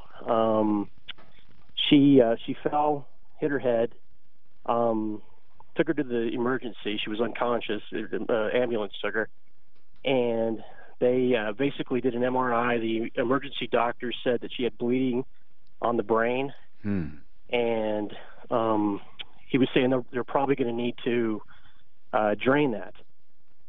He said, we're going to wait for the neurologist to show up. So the neurologist came, and he said basically that everything was fine. She was going to be okay, not to worry about it. We'll keep her for a couple days. And she was older. She was, 95 years old. She was an older person. But anyway, one of the family members asked the doctor, said, well, look, the emergency doc said you're probably going to have to drain that. And he's like, look, I'm the neurologist, listen to what I say. And later that evening, she died.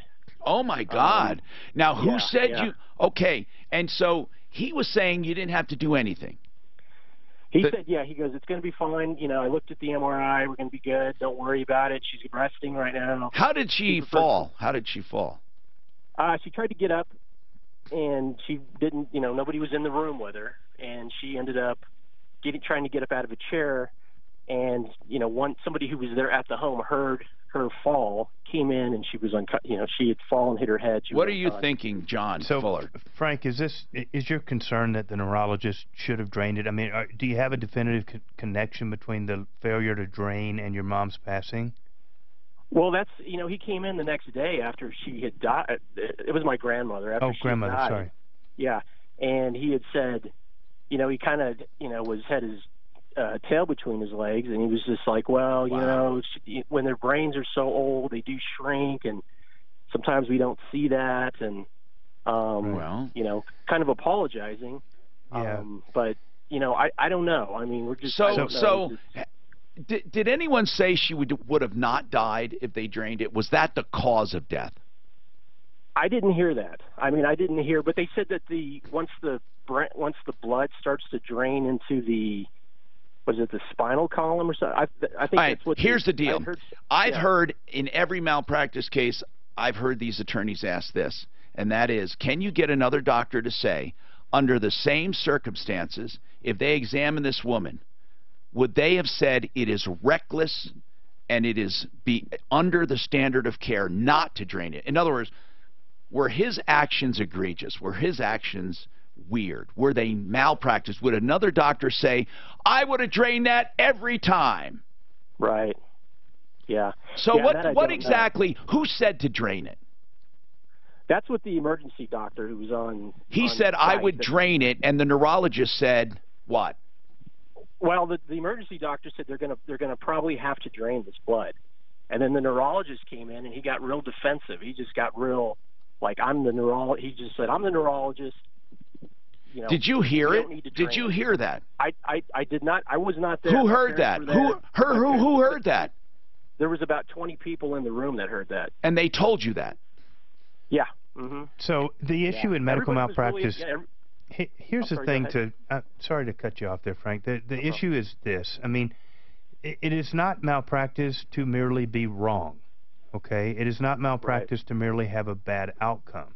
It is malpractice when you fail to deliver care that is up to the standard of care that another reasonably qualified person in the same area would have done. So that goes back to what Tom was saying, that unless we have another neurologist that says, no, the standard of care dictated that we should have drained that blood immediately, and we have the causal connection, meaning the failure to drain the blood was in fact the cause of your grandmother's death, then you know, unless we have those two critical ingredients, then we don't really have a case. And then even if we do have a case, then we get into all the quality of life issues and the gray area. Yeah, like, of what in other words, what and was she robbed of? How old was she?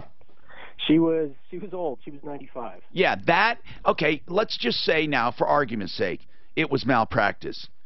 What do you expect? Now, I'm not saying this that I know. I'm truly asking you, what would you expect if the court said this was absolutely malpractice? What would you expect? Yeah, and I don't know. To be honest, I don't know. I mean, I don't think... Well, do you think it would be different? Hold on. She's 95. What kind of health was she in? She was in good health. I mean, she still had all her faculties about her. Now, she was 95. She's 95. Do you think the damages in this case would be different than if she was 45 and a lawyer? Oh, yeah. Or 45 and a professional? Okay, so that's what I'm asking. What did this is a crazy question. What did they take from her? Answer. You know what did they take from her?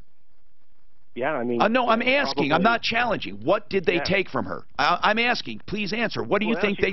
She probably had, you know, a few more years of life left. How many?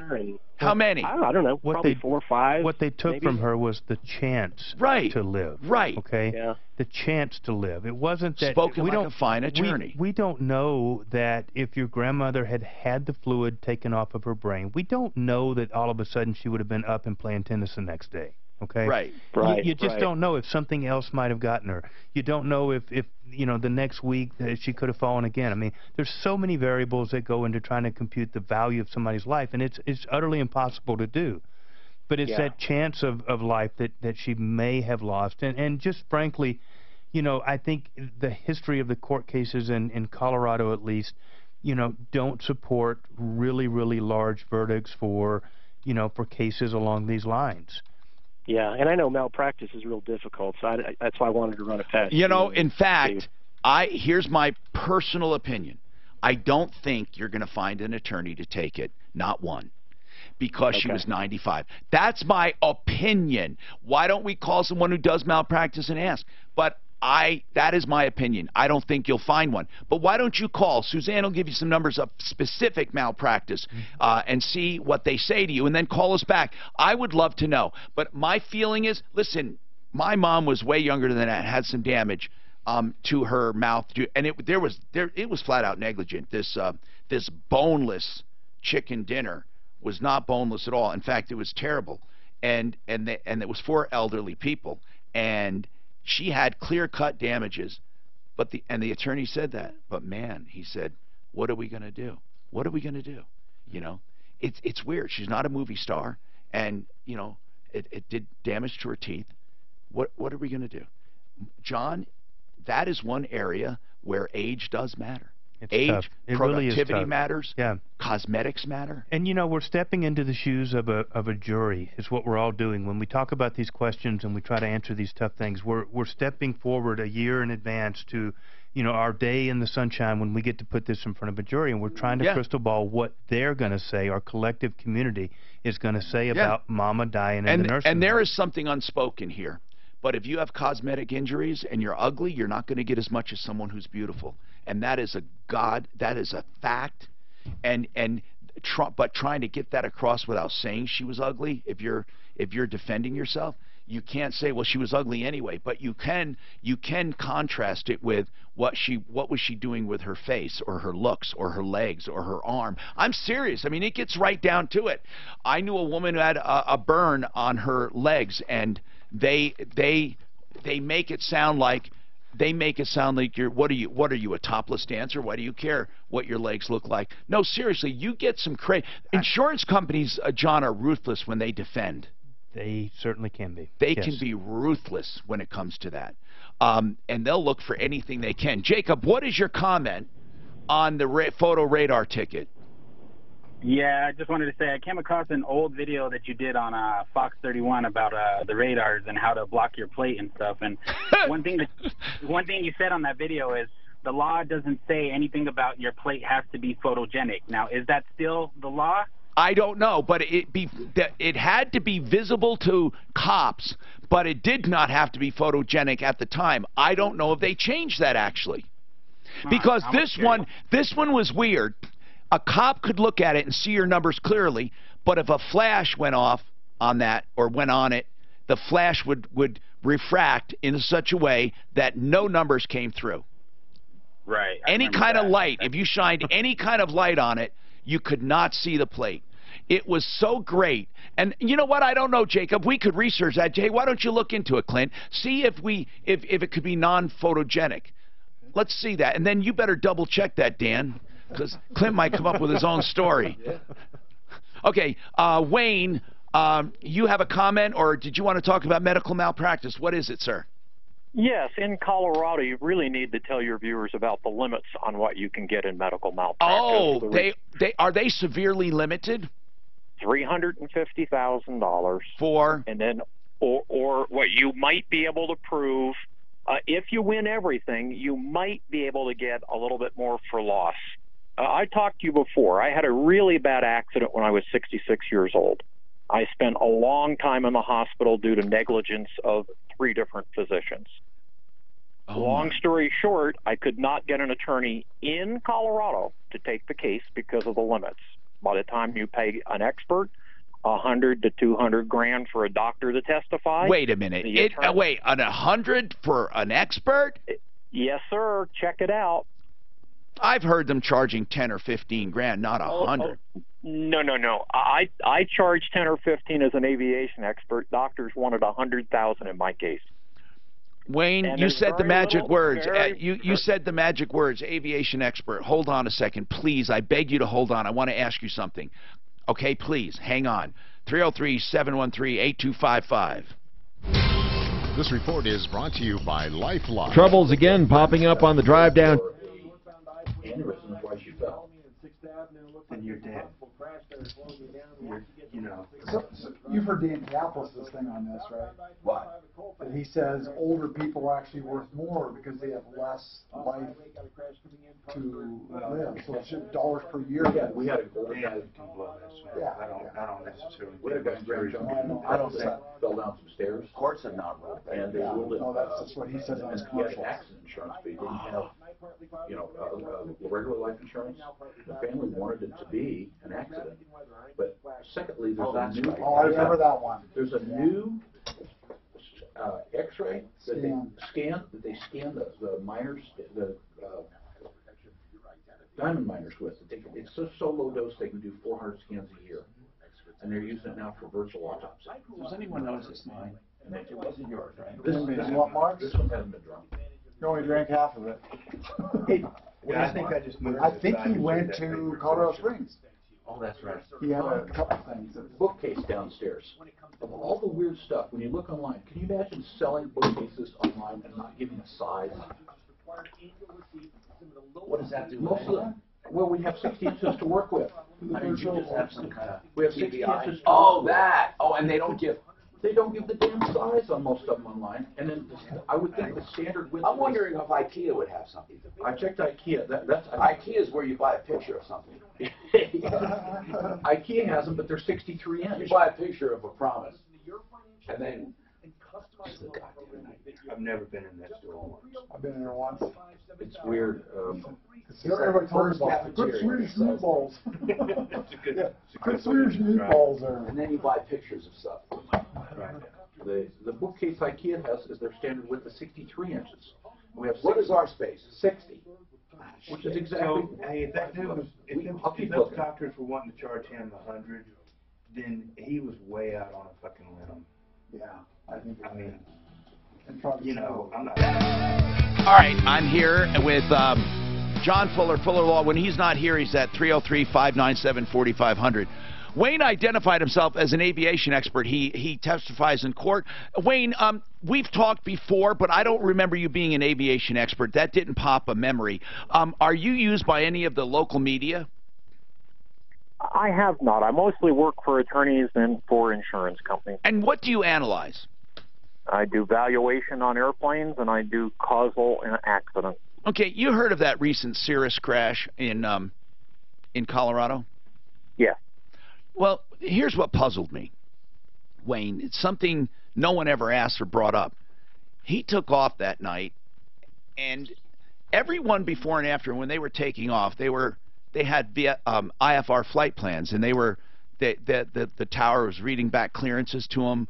You know, you're cleared to here and then there, and you have to, climb and maintain such and such, and, all of the stuff we get when we file IFR. Well, this guy just simply said, I want to take off South Departure, and they said, okay, and they cleared him. And I'm wondering, when you have a 500-foot ceiling, while it may not be, I don't know if it was legally IFR or not, but you would think that a controller would say something like, hey, what's your plan? I mean, I don't have a clearance here for you. And, I don't know. It just seemed weird to me. This guy's from Grand Junction. Everyone said he's such a wonderful man. He was 67 years old. He had an advanced airplane. Wayne, what do you think? I mean, didn't that puzzle you a bit? Tom, it did. And the controlling factor there is if the airport itself is under instrument condition. I don't know if it was technically that moment. But and if it was, he would have had to have a special VFR clearance to leave. Right, and he didn't. I listened to all the transmissions. And if in fact they had not declared the airport being IFR, he could legally leave. I mean, it depends on the weather report that they're reporting at that time. Yeah, but isn't it weird, though? I mean, you would think, and again, I'm not trying to say anyone was at fault with anything, but I just, if you're up in the tower, right, and you can see clearly that this guy's going to be in the soup in just a few feet above, what's legal, it just seems weird that, I don't know, because even if you are instrument rated, you're not allowed to just fly around in instrument conditions without some kind of plan. No, you're not. And like I say, you get basically 1,003 miles for him to be legal to leave VFR. Well, and if they were reporting that, the very strange thing here is we don't know where he was headed. Right. We don't have that. And to take off in kind of crummy weather without intending to go somewhere or ask to stay in the pattern is somewhat unusual. Yeah, it was. And then to report that he had a problem without determining it. It's going to be a long investigation because of the severity. I didn't hear him report a problem. What I heard him say is he wanted a South Departure. Then I heard them trying to get a hold of him, and they couldn't. Then he said something very quickly that whatever the number was, Tango X-Ray wants to return to Centennial. And they said, okay, and they gave him that, and that's the last time they heard from him. And right, he didn't formally declare an emergency. He said he just needed to return to Centennial. Right. And then another thing, no matter how high you are, if you're at least 500, he seemed to be a few. I mean, people wonder why. Maybe he didn't even know he had a problem. Is it possible? Can you get so disoriented you don't know there's a problem and then fly right into the ground? Yes, it happens all the time. Wow. It's controlled flight into terrain. You're just flying along and boom. And is that what they think happened with John F. Kennedy Jr.? Actually, he never turned the autopilot on. He was faced into darkness, basically total darkness, and literally flew it into the water. Gradually, yeah. But still at a reasonably high speed, thinking he was going to find the island, and he never did. And it's not an uncommon event, Tom. It happens, and it happens not just to VFR pilots, but guys on instrument plans that aren't really thinking ahead or watching what they're doing. The most common is flying into a peak or a hill, and it happens, unfortunately, way too often. But with situational awareness, with that cockpit he has, it's literally a TV screen that painted a picture of where the airport was and where everything was. That's another thing that was odd. That airplane is so advanced, it exceeds most airlines. I mean, it has in it, you can tell exactly where you are at any given time, and that's even more puzzling to me, that he could not execute a 360 or a turnaround to come back. It just seemed weird. I'm not trying to find fault with this guy. My heart goes out to the family and friends, and he was a wonderful man, they say, and a veterinarian. That's all the more reason I'm so sad over it, and I'm wondering why. And of course, it's not media's job to look into all of that when they were reporting it, but no one really asked any of those questions. And what were you thinking? Well, it obviously is some kind of loss of control. The velocity hitting the ground was fairly high.